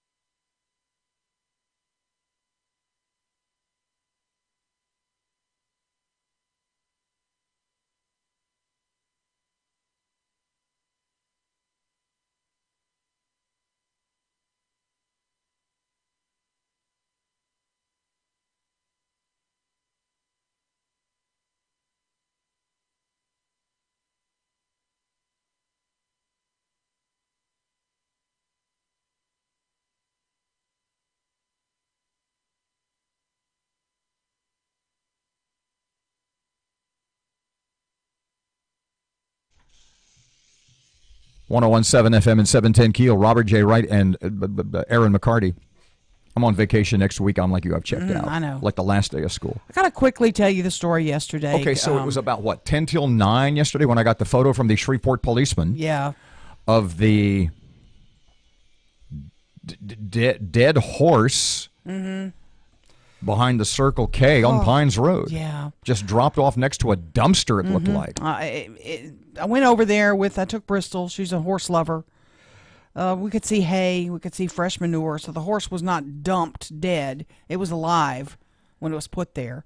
I have since learned, and I'm still working on this because I haven't put anything up yet, and I'm really torn about, do you post pictures of a dead horse on the web? I'm torn by that. I get that. But a veterinarian came out. This horse was being transported from Pitkin, Louisiana to Norman, Oklahoma. Apparently, it was one of those that was to be saved rather than being shipped to Mexico to a slaughterhouse. And it was en route with several other horses to Oklahoma, but was not well. It was very ill. They had to stop several times. And during this last stop, the horse was critically ill. Rescue was called in. Pardon me, the transporter, as it were, actually got the horse off the trailer, out of the trailer. And a doctor from the Red River Equine in Benton came at 1 o'clock in the morning yesterday and determined that this horse, we could not save this horse. And it's not, you cannot continue the transport of this horse. It's best if we put this horse down right now, which this doctor did. It made the determination. In the parking lot. In the parking lot. In that area. The horse couldn't even stand up. In the area between the back of the Circle K, the Shell station there, and the fence, which is right, like, almost in front of Walmart. Yeah, backs up to some woods in there. And so the doctor put the horse down. They contacted law enforcement, told them, here's what we had to do. Whose responsibility is that? It is the owner's. I mean, because I asked, does the veterinarian have to stay until the horse is disposed of? And I was told no, the owner of the horse is responsible for making sure that it is disposed of. And apparently they called, the law enforcement. And then hit the road? And we're told we're en route. And you guys go ahead, because they can't keep horses in a trailer. They had several other horses. You got to get back on the road. You got to get back moving and get them where they got to go. So that's what they did. And it's just a tragedy all around. The problem is this horse should have never been transported. It was not well enough to be transported. Shouldn't have been. And I'm still working to get to the bottom of it. So it happened at 1 in the morning, 2 in the morning, maybe something like that. Yeah. And we got the photos from the close to 9. So that's like 7 hours, a dead horse in the parking lot of a Circle K. Behind a Circle K. And I do want to commend, and I sent this to to the folks, the city crews that came out. I mean, they you said it was kind of used a crane. Yeah, the tree cutting crews had to come over, and I'm like, got to call them off their job, but they were so compassionate. I thought, God, these guys are awesome. 101.7 FM, 710 Keel, 739. Mayor Ollie Tyler up next. Blight, what's it called? The Blight Elimination Team has been eliminated. What's the update? She'll find out. Well, Miss Ollie will tell us momentarily. Traffic update now. Here's Ruben. Starting to see some slow-moving traffic on Texas Street in downtown Shreveport, and we're still keeping an eye on that minor accident on Buncombe Road near Blue Ridge Drive. If you have anything to report to us, accidents, hazards, or closures, give us a call at our Planet Fitness Traffic Hotline, 687-ROAD. Your AccuWeather.com forecast. Today, sun mixing with some clouds, high up to 94. Clear tonight, low 71. Tomorrow, partly sunny, high 94. With your AccuWeather.com forecast, I'm meteorologist Steve Travis.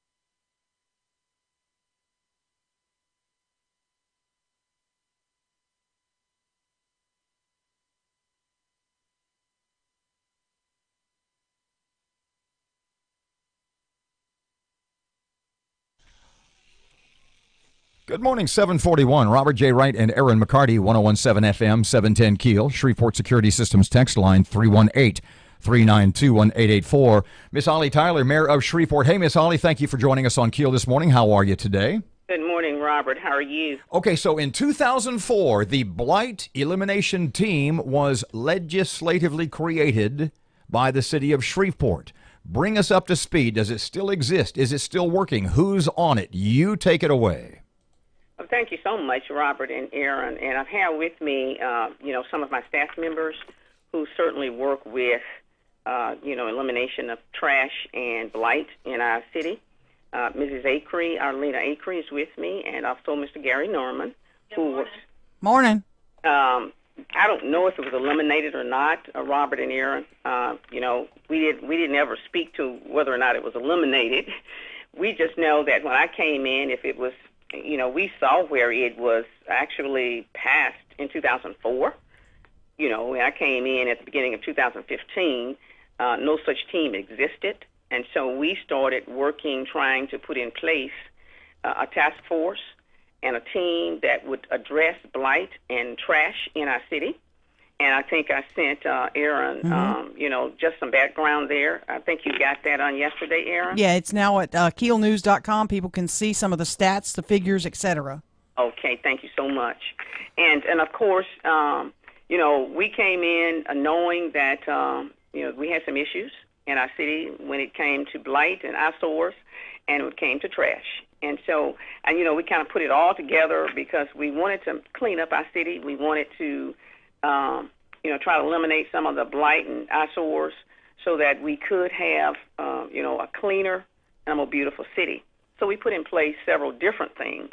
And that's why I sent you kind of the background on what we've been doing since I've been in office. Let me ask you, Mayor, there are accusations, and I've talked, and over the last 2 weeks since I got onto this grass kick, I guess, It's not what it sounded like. Yeah, that was awesome. There are accusations that Shreveport leaders, those who are doing this work, care more about nicer neighborhoods and don't care as much about the inner city. Can you address that? Well, I sent you the stats, Erin, and you can see for yourself what we've done throughout the city of Shreveport. Mm-hmm. We don't have a preference of, where people live. We don't look at zip codes. We look at the needs. And if you'll look even at the metrics that I sent to you, that's why we do the metrics, so that people can actually see what we do every year. Some of those areas that are very, very needy, and, look at District 8 for an example. If you look back under our Public Works Property Standards Division data report, right? We did, over 5,000, different kinds of violations and citing and grass cutting and care of premises, inoperable vehicles last year, whereas in District B, we only did 3,000. District F, there were 4,000, some kinds of things done there.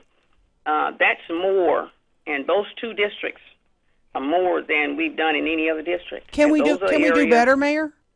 I'm sorry? Can we do more? Can we do better? You know what? We can do more if we get everybody on board. And I think, we talk with everybody in the different community neighborhoods. And I'll ask Ms. Acre to talk a little bit about the task force that she's been leading. They used to meet monthly. Now they meet as needed. I think they've met twice this year. But it does take everybody. And I said in the information I sent to you yesterday, Erin, we've enlisted a whole lot of people, neighborhood associations. We've enlisted, help from businesses, professional association, churches, and we really have people on this task force from throughout the city. But the idea is we need to really be proud of where we live, help take care of it, because there are not enough employees working in those departments to address, some of the blight and paper and stuff that people put down every day when we pick it up. And so, we're trying to instill pride, and we're trying to ask folks to be responsible. If we don't put the trash down, we don't have to keep picking it up day after day. And I did put some of that in the dialogue. You may have read some of that. Arlena, can I ask you this? Can neighborhoods help by getting together, and can people sign up? Is there a way they can get involved? Oh, well, we have several programs. She's going to need to get closer because we can barely hear her. All right. She's going to come around to the speaker. All right. We invite neighborhood associations to host cleanups throughout the city, and we do have a lot of neighborhood associations. We also have the NIP program where, they get federal funds through our community development department for their neighborhood, and so we implemented, this year and part of last year, the NIP program cleanup where they at least have one cleanup per month to receive those funds. Mm-hmm. But, Erin, we need help. We need as much help as we can. We have businesses that are cleaning up in front of their businesses as they're supposed to, but we need more help getting the word out. So if you guys can help us with that, we appreciate it. Okay. Miss Arlena, pardon me. I'm driving down I-49 the other day. There's a mattress on the side of the road. Is it just to the point that the amount of debris, of waste, of blight in the city has gotten so overwhelming that we're just behind the curve, so to speak?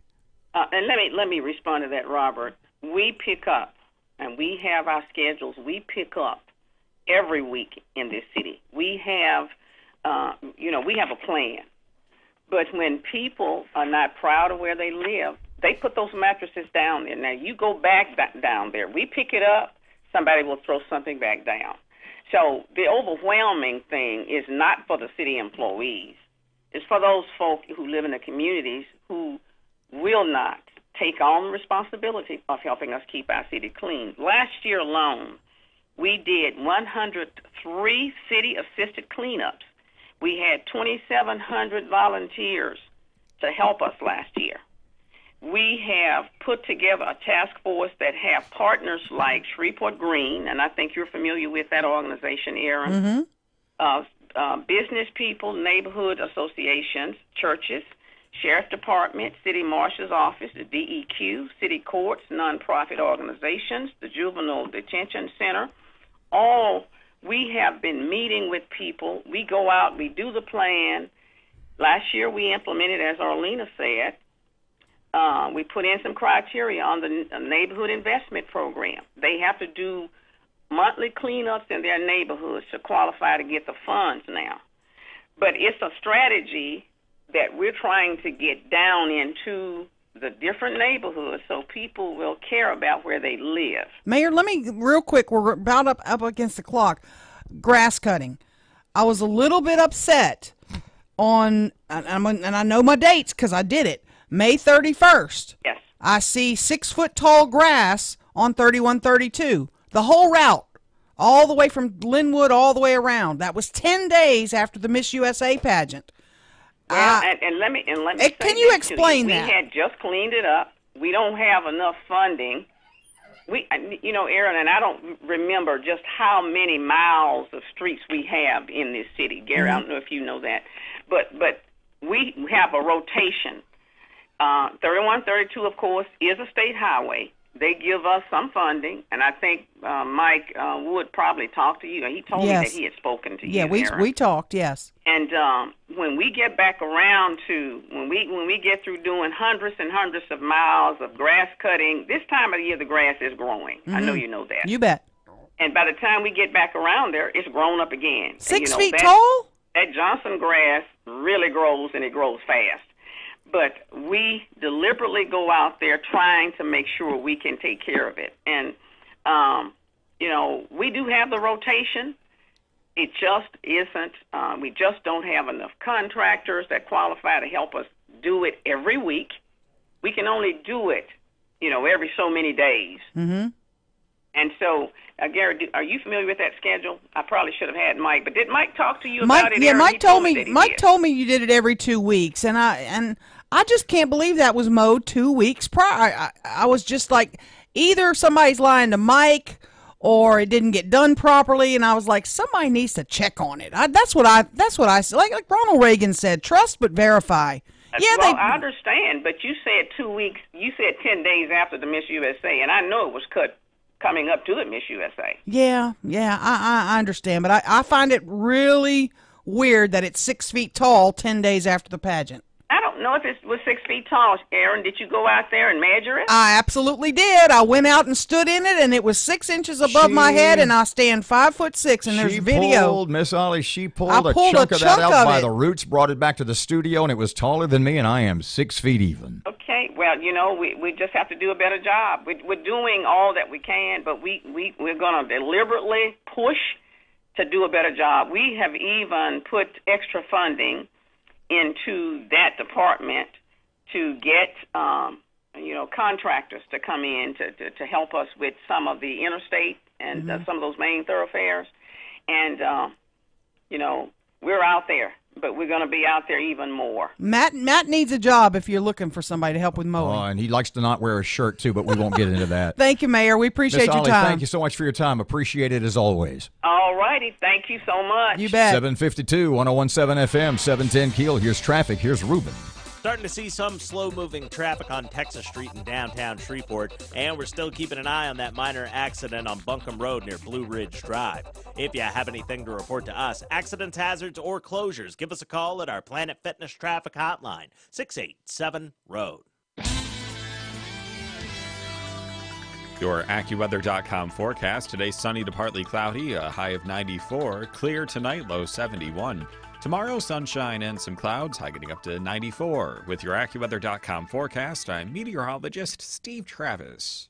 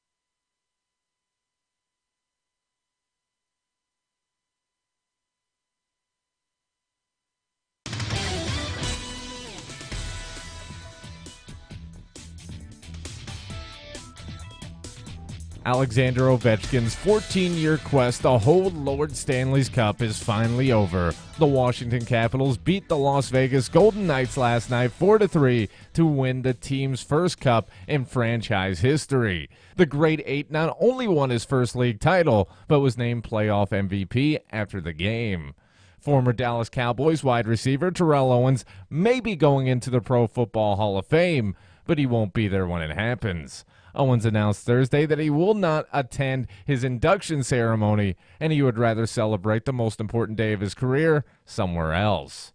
The Houston Astros came out on top in Game 1 of a series against in-state rival Texas Rangers. The Stros beat the Rangers 5-2. And Pelicans head coach Alvin Gentry will be in New Orleans for at least a little while longer. Gentry signed a 2-year contract extension through the 2021 season. The new contract comes on the heels of one of Gentry's best years as a head coach and one of the best years in New Orleans basketball history. From the KEEL Sports Desk, I'm Matt Parker.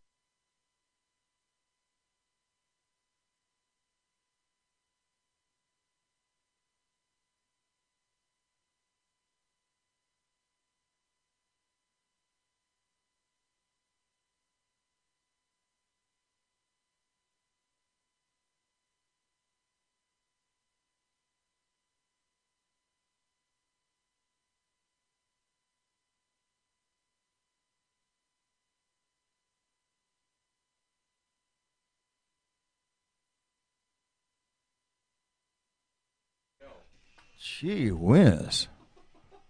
Idiot. Oh. I'm just freezing up. He's yelling at us. Oh, he's yelling, yeah. He's yelling and waving his arm. Shut up. We got to go. God. We got to go. Settle down Shut there. up. We got to go. Mussolini, 757. Here's Hannity on KEEL. Turn up your radio. Here's the Sean Hannity Morning Minute. All right, fake news. CNN once again hits all new lows this week, obsessing, sadly, and attacking our First Lady, Melania Trump, and her whereabouts after she underwent surgery. Yeah, serious surgery on May 14th. According to Newsbusters, in just 1 week, yes, your fake news network aired 25 stories where they speculated about the First Lady's mysterious disappearance. From May 30th to June the 5th, well, Media Research Center analysts, they tallied 25 segments in which CNN's on-air personnel talked about Mrs. Trump's lack of public appearances as if her well-being was somehow in doubt, despite the fact on May 30th, the CNBC Washington correspondent tweeted he'd personally seen her walking in the West Wing the previous day. So where was the media hysteria when Hillary Clinton's 33,000 emails disappeared? Check out the Sean Hannity radio show later today, right here. Hey, I recently gave my home a facelift. I did it the best, simplest way possible. Brand new custom blinds, thanks to my friends at Blinds.com. You always get free online design consultation, free samples, and free shipping. Plus, let's say you pick the wrong color, they will remake your blinds for free. Blinds.com is the #1 online retailer of custom window coverings. And now through June the 11th, enjoy site-wide savings happening now. Plus, take an additional 5% off at Blinds.com/Hannity. Blinds.com/Hannity. Rules, restrictions apply. Every business needs great people, and the better way to find them. Something better than posting your job online and just praying for the right people to see it. ZipRecruiter revolutionized hiring. Their technology finds great candidates for you. No wonder 80% of employers who post a job on ZipRecruiter get a quality candidate through the site in just 1 day. Goodbye post and pray. Hello ZipRecruiter, the smartest way to hire. Try it for free today at ZipRecruiter.com/free. That's ZipRecruiter.com/free.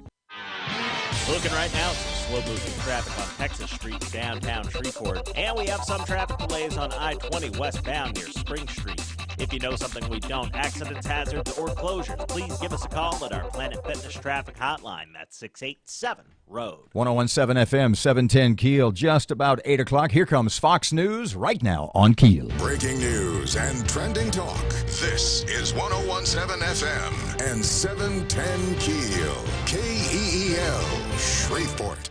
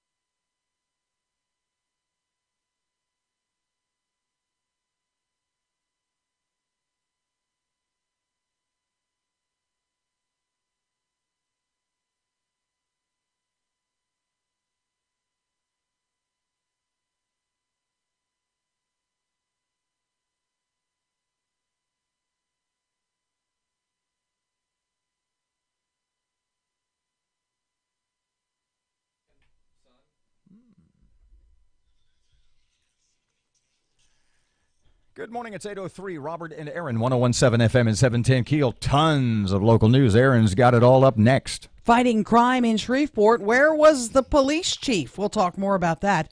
More violence in our city. One person has died. And will inmates be going free? Thousands of them. Dog Park Alliance boss Cynthia Keith is just a couple of seconds away. They're doing a big volunteer cleanup this weekend. I need your help. Why?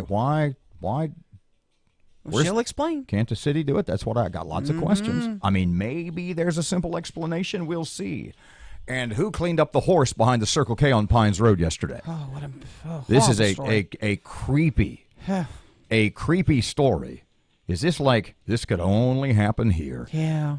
Matt has sports, traffic, and weather. It's all coming up this hour right here on Keel.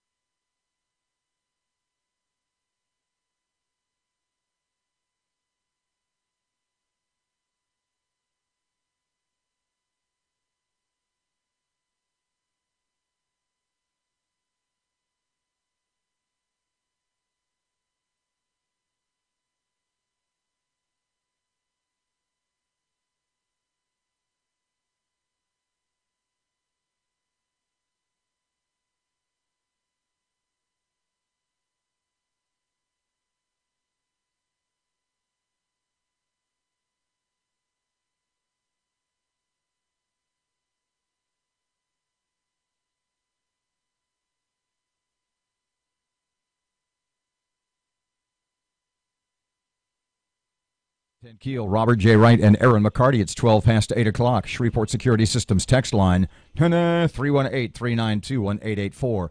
Cynthia Keith, Dog Park Alliance. Hey, Miss Cynthia, how are you this morning? Welcome to Keel. Doing well. Good morning.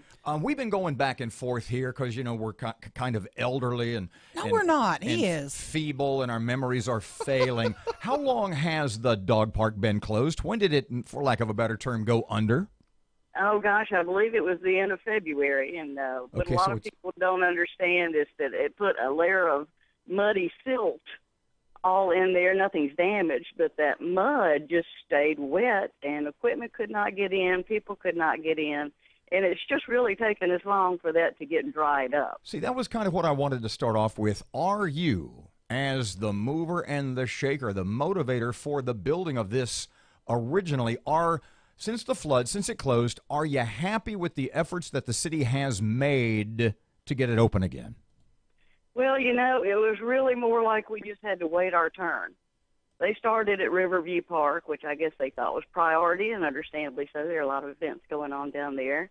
And they moved down the parkway. I was a little upset when I saw Hamill Memorial Park getting a little makeover first, but I think that was an easier fix. It's just one of those things. So what has the city done to this point? Actually, if you go and you look at the dog park now, you would never know that there was ever a problem. They've gotten the tractors in and they've scraped the sidewalks, which was really the largest problem. The grass has grown and they've cut it, so it looks great. The fountain is going again in the pond. The water fountains are working. There's only one thing that I see that needs big city attention, and that's the little wash stations after the dogs swim in our little red pond.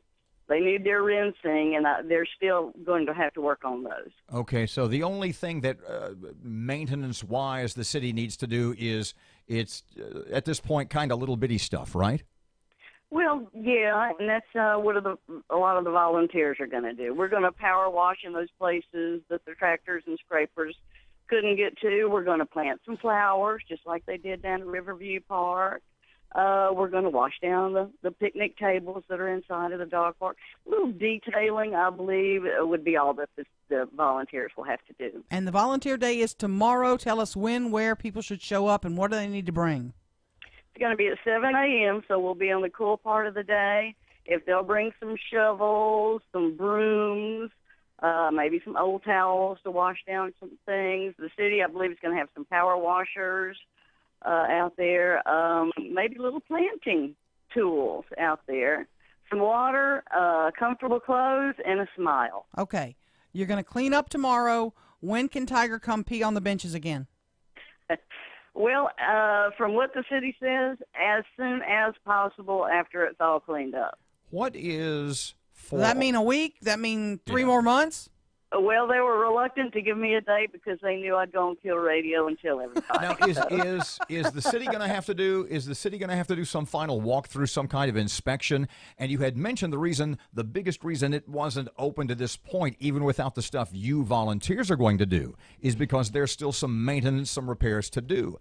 How long? I mean, you guys can work out there 12 hours a day for a month, but if the city doesn't wrap up, you can't reopen, right? Oh, well, I imagine they could reopen and still do some of the little things that need to be done. When you build something, you go back and you look at it and you say, I wish I could have done this a little differently.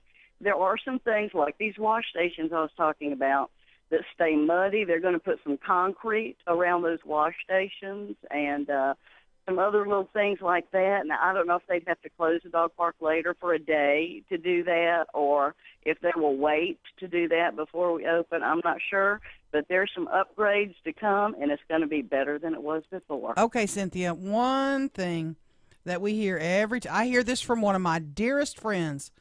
Why'd we spend so much money on the dog park when we need to fix our roads? We need better police protection. Can you please explain that to people so they understand? Right. The bulk of this money, besides sponsors, besides donations from you and me, the largest part of the money came from the Red River Waterway Commission, and the only place they can do things would be on the river and the shore of the river. So if we didn't use that money for the shore of the river, it just would not be used. Natchitoches would get it or somebody else, right? Well, now, those particulars, I'm not sure exactly how that works, but you can't use it for roads or schools or anything like that. It's recreation on the riverfront and maintenance of the river itself. Miss Stephanie, one more quick question since you started Cynthia. talking. Cynthia, did I say Stephanie? You Sorry. did, yeah. I was thinking of Stephanie Lynch. Oh, my. Because you both have so much in common. Okay. Cynthia, you had mentioned money.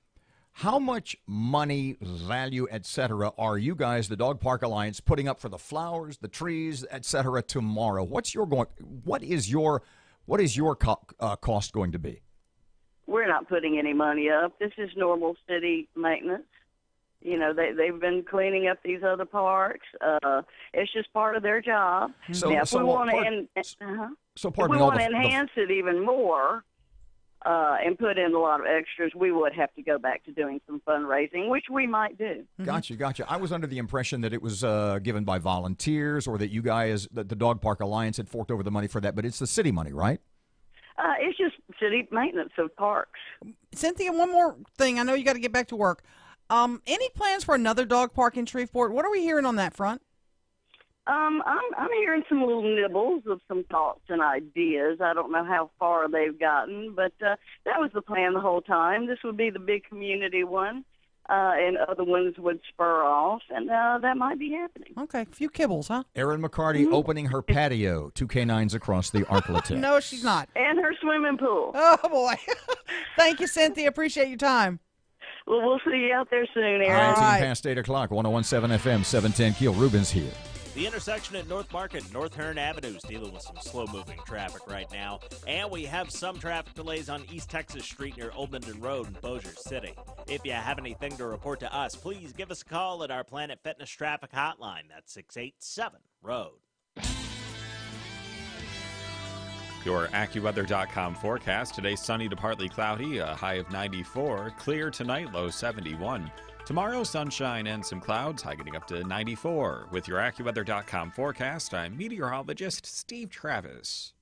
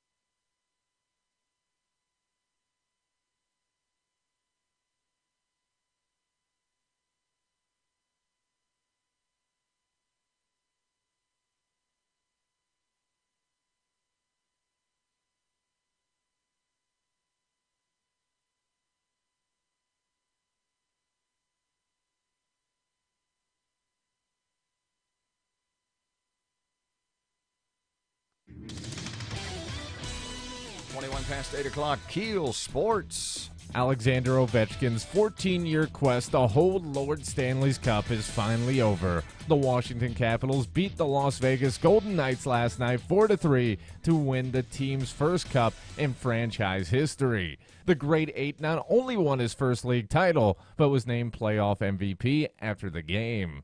Former Dallas Cowboys wide receiver Terrell Owens may be going into the Pro Football Hall of Fame, but he won't be there when it happens. Owens announced Thursday that he will not attend his induction ceremony, and he would rather celebrate the most important day of his career somewhere else. The Houston Astros came out on top in Game 1 of a series against in-state rival Texas Rangers. The Stros beat the Rangers 5-2. And Pelicans head coach Alvin Gentry will be in New Orleans for at least a little while longer. Gentry signed a 2-year contract extension through the 2021 season. The new contract comes on the heels of one of Gentry's best years as a head coach and one of the best years in New Orleans basketball history. From the KEEL Sports Desk, I'm Matt Parker.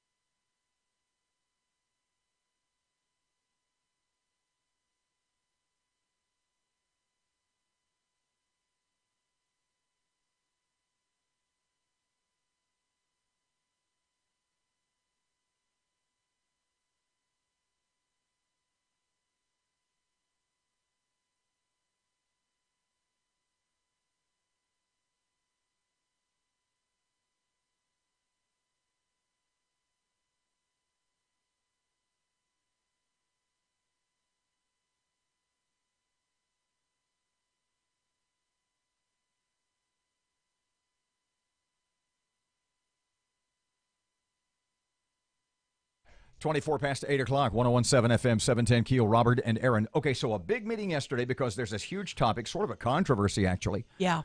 Over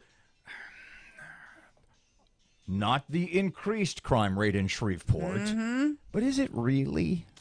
It depends on who you talk to. That's what I mean. Yeah, it depends on who you talk to. So there's been a lot of talk because of the increased. What the hell was there yesterday? There were what, 2 more shootings yesterday? What were those? 2 shootings. And you said one of them. Pardon me. You said one of them was like a mob hit. Well, kind of. They shot the kid and then dropped him off on a street corner. Man.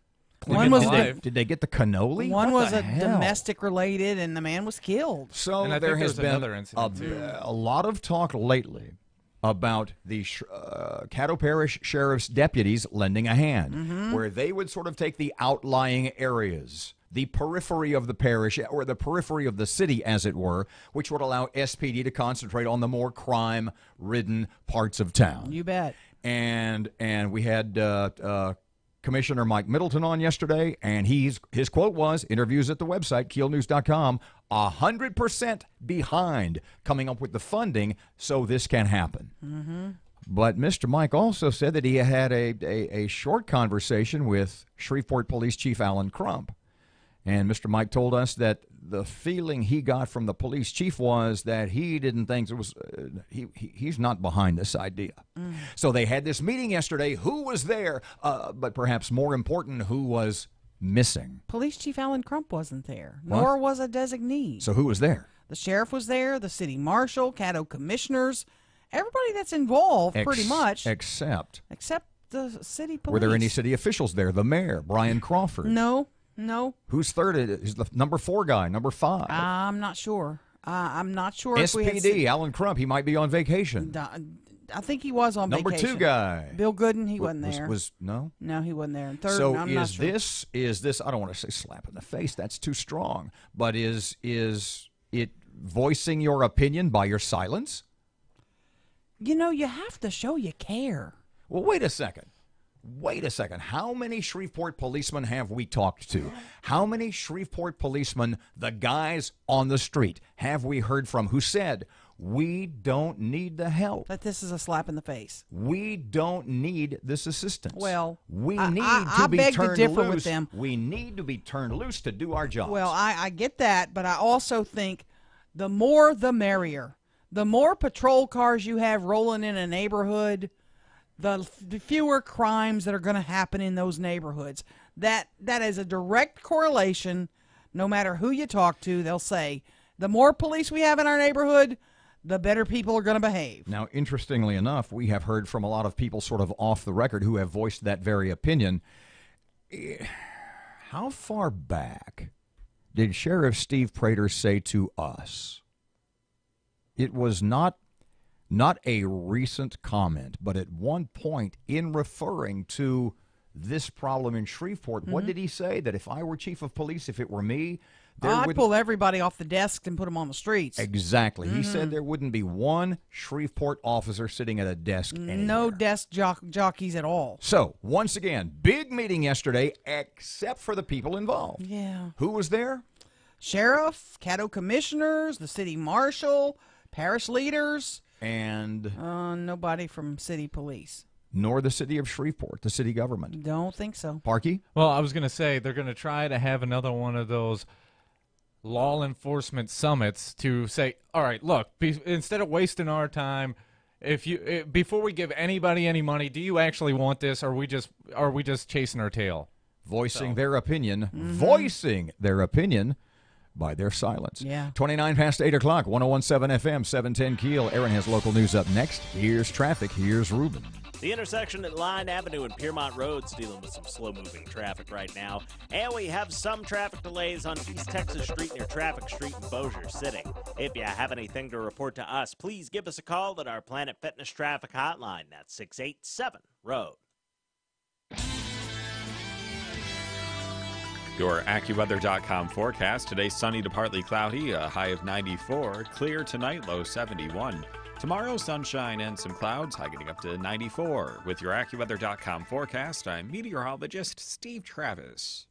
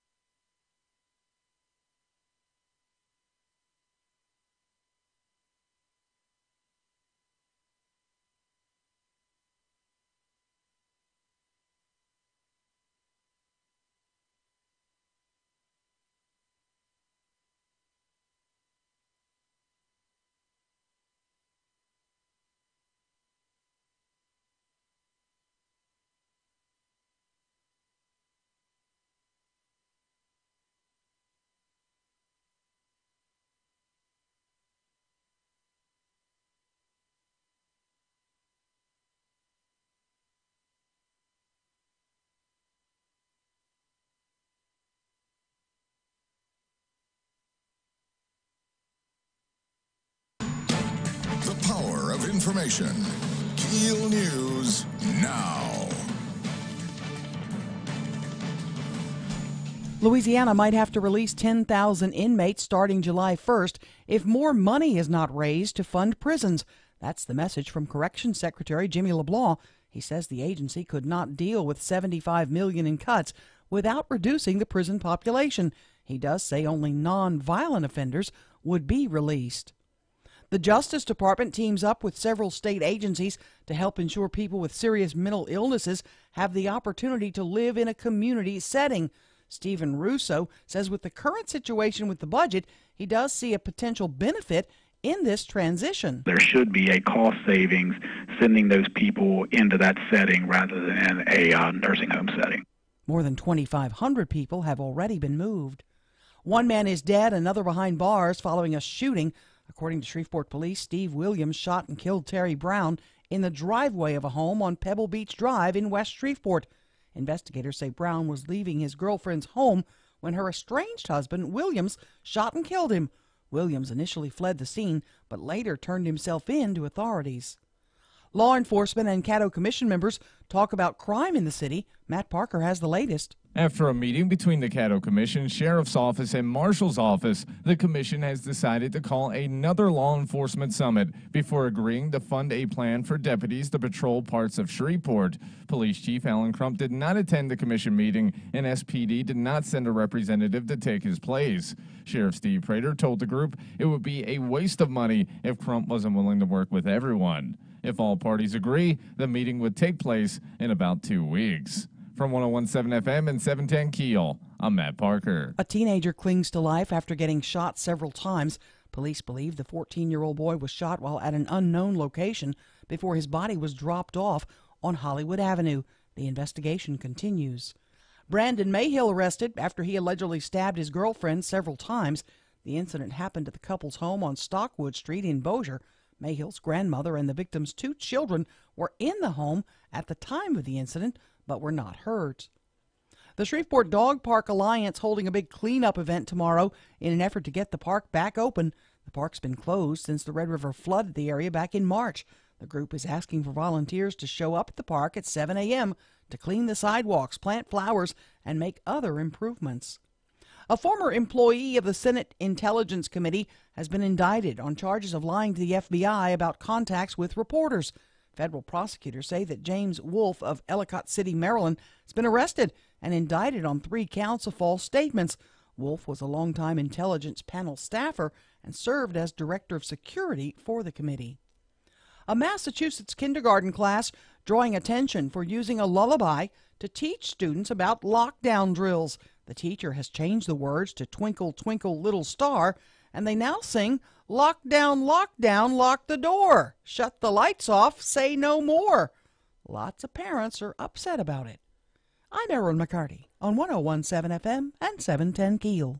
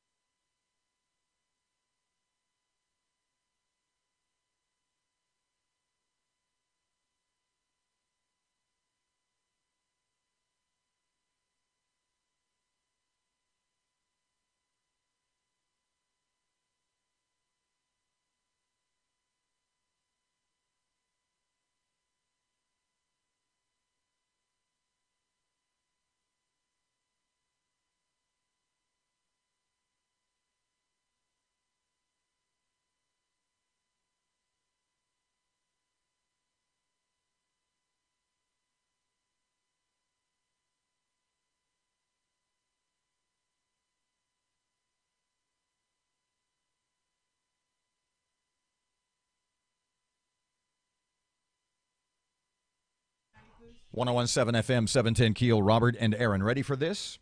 I'm not sure I am. Hobart and William Smith College, it's in Lake Geneva, New York. The annual tuition is, here we go, tuition, $52,345.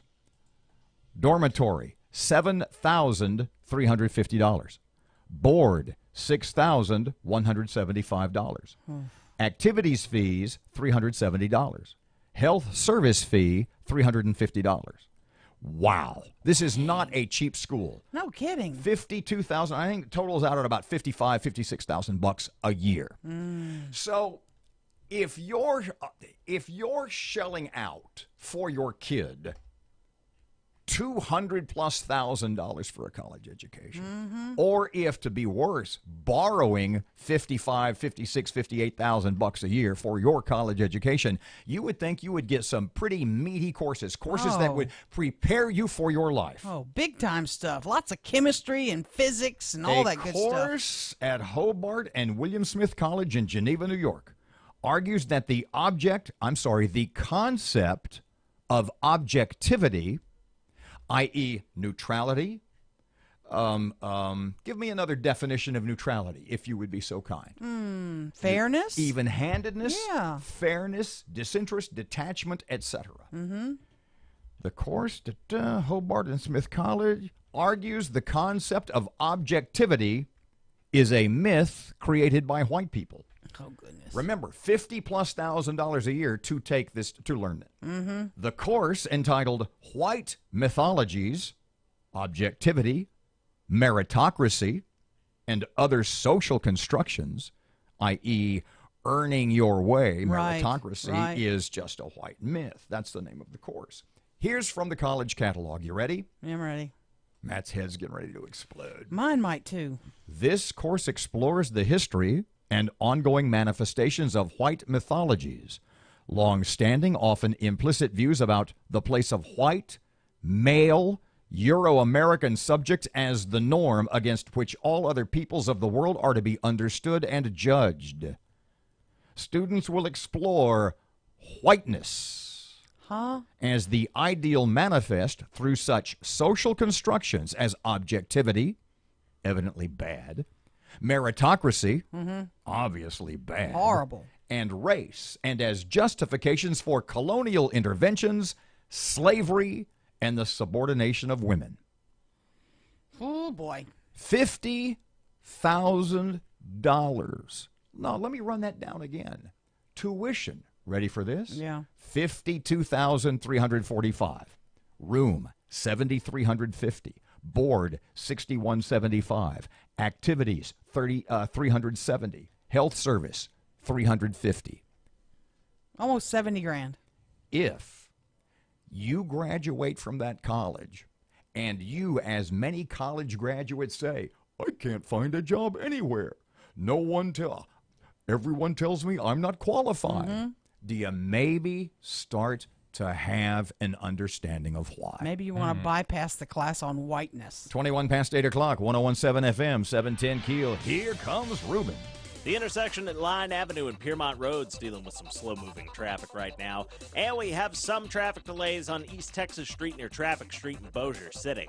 If you have anything to report to us, please give us a call at our Planet Fitness Traffic Hotline. That's 687-ROAD.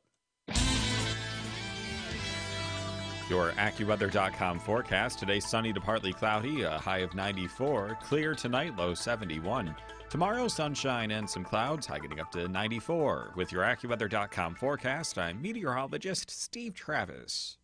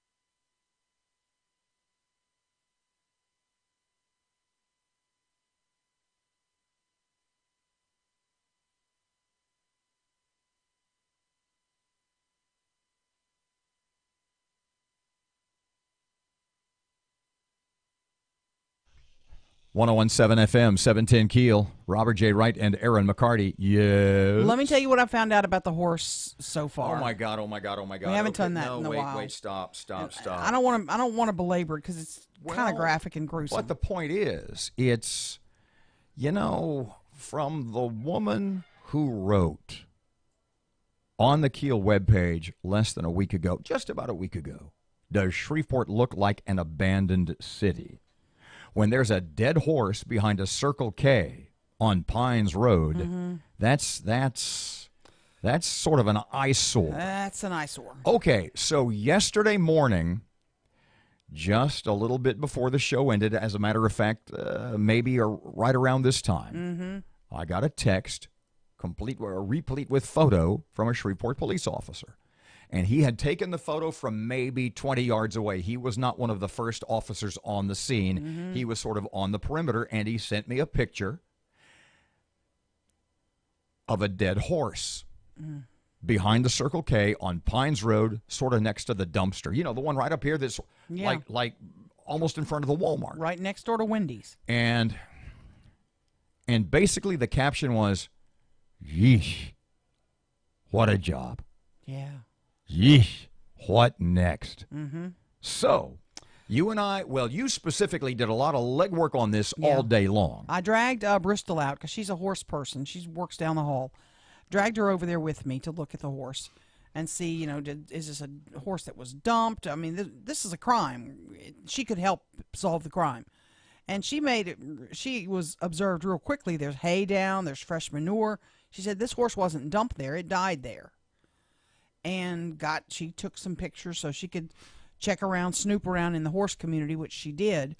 And she came back and reported to me that this horse was in transport from a town called Pitkin, Louisiana, and was en route to Norman, Oklahoma. A single horse? No, there was a load of horses, a whole trailer load of horses.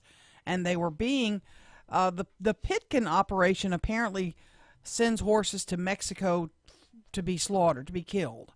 And because there's something about you can't do it in the U.S., but this group of horses... basically, pardon me, I'm going to speak bluntly here, and I apologize. It's basically they're being farmed out for glue. Yeah. Or something similar. Right, I mean, exactly. it's yeah. These were being, some sort of rescue group was trying to save these horses, and so they were being taken to Norman, Oklahoma, where they had people that were trying to rescue them and save them. So, pardon me, being killed. There was a degree of benevolence in this driver, in this transporter's intention. Absolutely. But this one horse, which is described in one of the reports as a pony, was very ill and should have never been transported. And whoever signed the medical certificate in Pitkin at the Pitkin facility, whoever was at the Pitkin facility. Is it a worker? Is it a veterinarian? It's a veterinarian. Really? Yeah. And I'm still working on that part of the story. But they had to stop 7 times in between Pitkin and here. And their final stop with this horse was at the Circle K on Pines Road. And they were behind the store. They somehow managed to get the horse off the trailer because it could not walk. And then the horse was in very, very ill health. So they called the rescue veterinarian from Benton. I believe Dr. Nelson came out and at 1 o'clock in the morning yesterday and determined there is actually, pardon me, like an equine 911 hotline. Yeah, it's a Red River Equine is actually what they're called. Really? And they came out. The doc came out 1 o'clock in the morning and determined the best thing for this horse was to put it down. The most humane thing was to put it down, which the doc did. And at that point, you have a horse that is dead in the parking lot behind Circle K, and the doctor is not responsible for disposal unless it's in their clinic. But the owner would then be responsible for disposing of the horse. Well, they contacted one of the law enforcement agencies. I believe they contacted the Caddo Sheriff's Office to say, hey, look, here's what happened. This horse is behind the Circle K. We've got to get the rest of these horses on the road because they're not all in great health, and we got to get them to where they're going. What you're telling me is that the guy who was driving the truck... They left.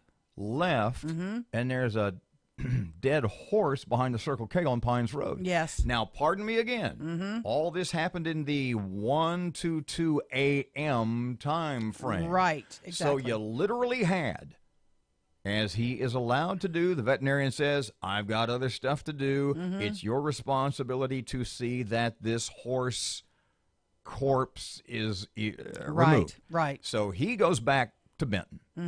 Meanwhile, the guy transporting all the horses seems to have made the appropriate calls. Right. As far as we know. And then he goes, "Look, I got to hit the road here, kids. I got these horses that are disturbed, and I need to get them moving. I got horses to save." Mm-hmm. And so there was literally a dead horse behind the Circle K on Pines Road for, when did you get up there? About 9:30 or 10? 9:30, 10 o'clock. Okay, so let's say 2 in the morning, 3, 4, 5, 6, 7, 8, 9, approximately 7 hours. And while I was there, I just want to tip my hat to the city workers, because you have a pulling up is a tree trimming crew with the big crane. We've got the big thing that picks up big tree trunks. And then you have a dump truck come out. They're called off of a job of trimming trees, etc. Yeah. And told, y'all got to help take care of this problem. So answer me this. Is it possible that the reason that the body, that the horse, the dead horse, was there for 6 or 7 hours or so is because of the unavailability, because it was, in fact, the middle of the night, the equipment necessary to have on the scene to remove the horse? Well, sure. You just don't have a big crane available, any time of day. You got to get the proper driver, the proper operator. You got to have people who know how to operate that thing. Wow. Because you don't want to pick up, you got to know what you're doing when you pick. And I want to just say, the compassion of those city crews. Really? I sat and talked to the crane operator guy for a little while, who's been with the city 20 plus years. And he said, I just want to make sure we do this respectfully, and that, I'm careful when I pick up the horse and put him in the dump truck, that it's done properly, with the most respect I can in light of what I'm doing. Wow. And I thought, man, that's just cool to hear. 7 or 8 hours. There's a dead horse out back. Good Lord. Oh. 848, 1017 FM, 710 KEEL. Robert J. Wright and Erin McCarty. Traffic and weather, your money now, just ahead on KEEL.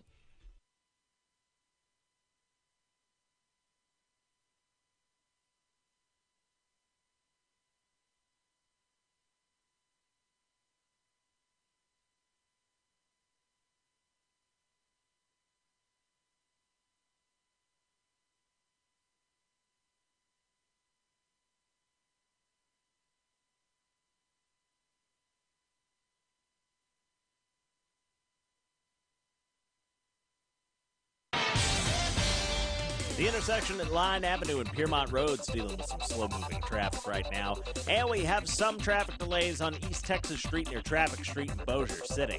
If you have anything to report to us, please give us a call at our Planet Fitness traffic hotline. That's 687-ROAD.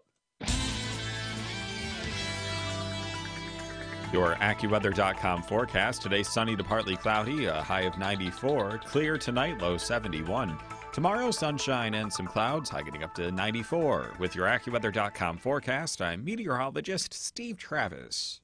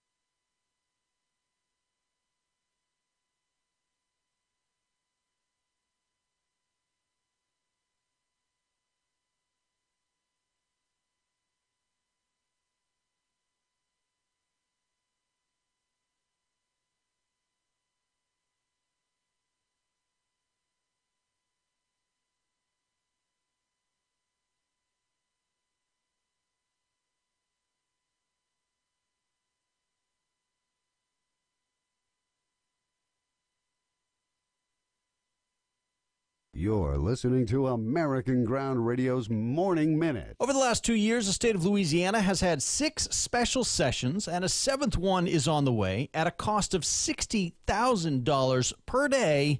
And so far, no solution to the budget impasse. You know, some people say that 10% of something is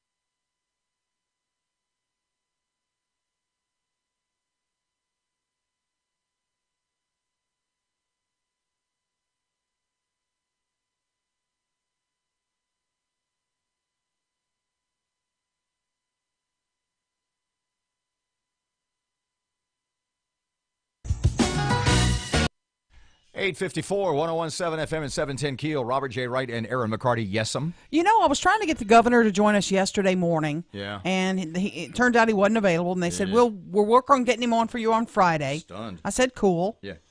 And guess what? What? Hadn't heard from him since, so. Well, he's busy. Yeah. Busy Killing cutting out stuff for Bossier. Killing all his projects in the areas of the state where people oppose him. No, he's not. If you look for, yes, he did. Yes. It's on the hayride.com. Yes, there's a whole big article. Hold on, I've got it He's right killing projects in districts where the Republicans opposed him. How petty, this is from hayride.com. How petty and vindictive is John Bell Edwards? Just look at his capital outlay vetoes.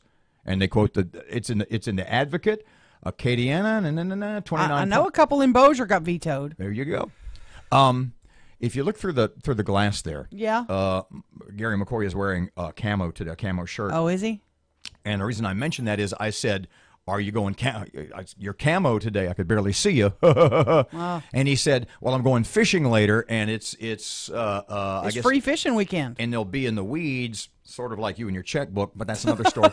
So the point being that he said, and this is a specially. What did he say? A special fabric that is higher in UV protection. Oh. Okay. Is that just is that just a scam? I don't know. People swear by it. I mean, for example, he's wearing a long sleeve shirt. Mm-hmm. Okay. If I'm wearing a long sleeve shirt today. But it's not special fabric. Right. It's Oxford cloth. It's material. It's a button-down collared shirt. If I roll the sleeves down on this, sun rays could still get through that. And button it up. Yeah. Are you telling me that his specially treated fabric that's it? If you're covered up, that's like can you attach a UV protection factor to the roof of the building? Of course you can. 100% protection from the sun. Mm-hmm. It's called a roof. 100% protection from the sun. It's called pants. No, the material does block out more rays, but the difference is probably not enough to spend the extra $50 on a shirt. Yeah, it's minuscule. Back Monday morning, 6 till 9. Thank you, fashion experts. Robert J. Wright, Erin McCarty, 101.7 FM, 710 Keel. Here's Kim Commando. Global terrorists dream of a crippling cyber attack against America. The nightmare is so devastating that not even Hollywood has dared to make a movie about what could happen. But major cyber attacks are going on against America right now. Kim Commando with your Friday Consumer Tech Update. If terrorists shut down the nation's power grid, the internet, and all of the cellular networks, and that's their target, it would be weeks before the power comes back on. Years before America would recover. Crime would be rampant. Global cyber attacks are relatively inexpensive and easy to launch. Still, there are only 4 world powers who have the capacity and motive: Russia, China, to a lesser extent North Korea, and Iran. The number and intensity of their attacks against us increases each day. Outwardly, you see no evidence of any of this because of a handful of dedicated cyber defense technology engineers in the military, CIA, the NSA, and FBI, and the private sector are working hard. Thank them for keeping the lights on this weekend. I'm Kim Commando. With today's high-definition screens, the designers put all their efforts into stunning video quality. But audio dialogue is often hard to understand, so you're constantly changing the volume. The answer is revolutionary: Aftermaster Pro. With Aftermaster Pro, you'll experience a new level of sound clarity. Aftermaster Pro transforms television audio from virtually all audio-video sources, raises and clarifies dialogue and vocal levels, while making all surrounding audio sound substantially clearer and leveled. Simply plug into your TV using the included HDMI cable. Everything becomes crisp, clear, and understandable using your TV's existing speakers or soundbars. Aftermaster Pro is no bigger than your smartphone. Visit AftermasterPro.com, use promo code KIM, and hear what you've been missing. You'll get $25 off this breakthrough technology. AftermasterPro.com, promo code KIM. That's AftermasterPro.com, promo code KIM. The intersection at North Market and North Hearn Avenue is dealing with some slow-moving traffic right now. And we have some traffic delays on East Texas Street near Old Minden Road in Bossier City. If you have anything to report to us, please give us a call at our Planet Fitness Traffic Hotline. That's 687-ROAD.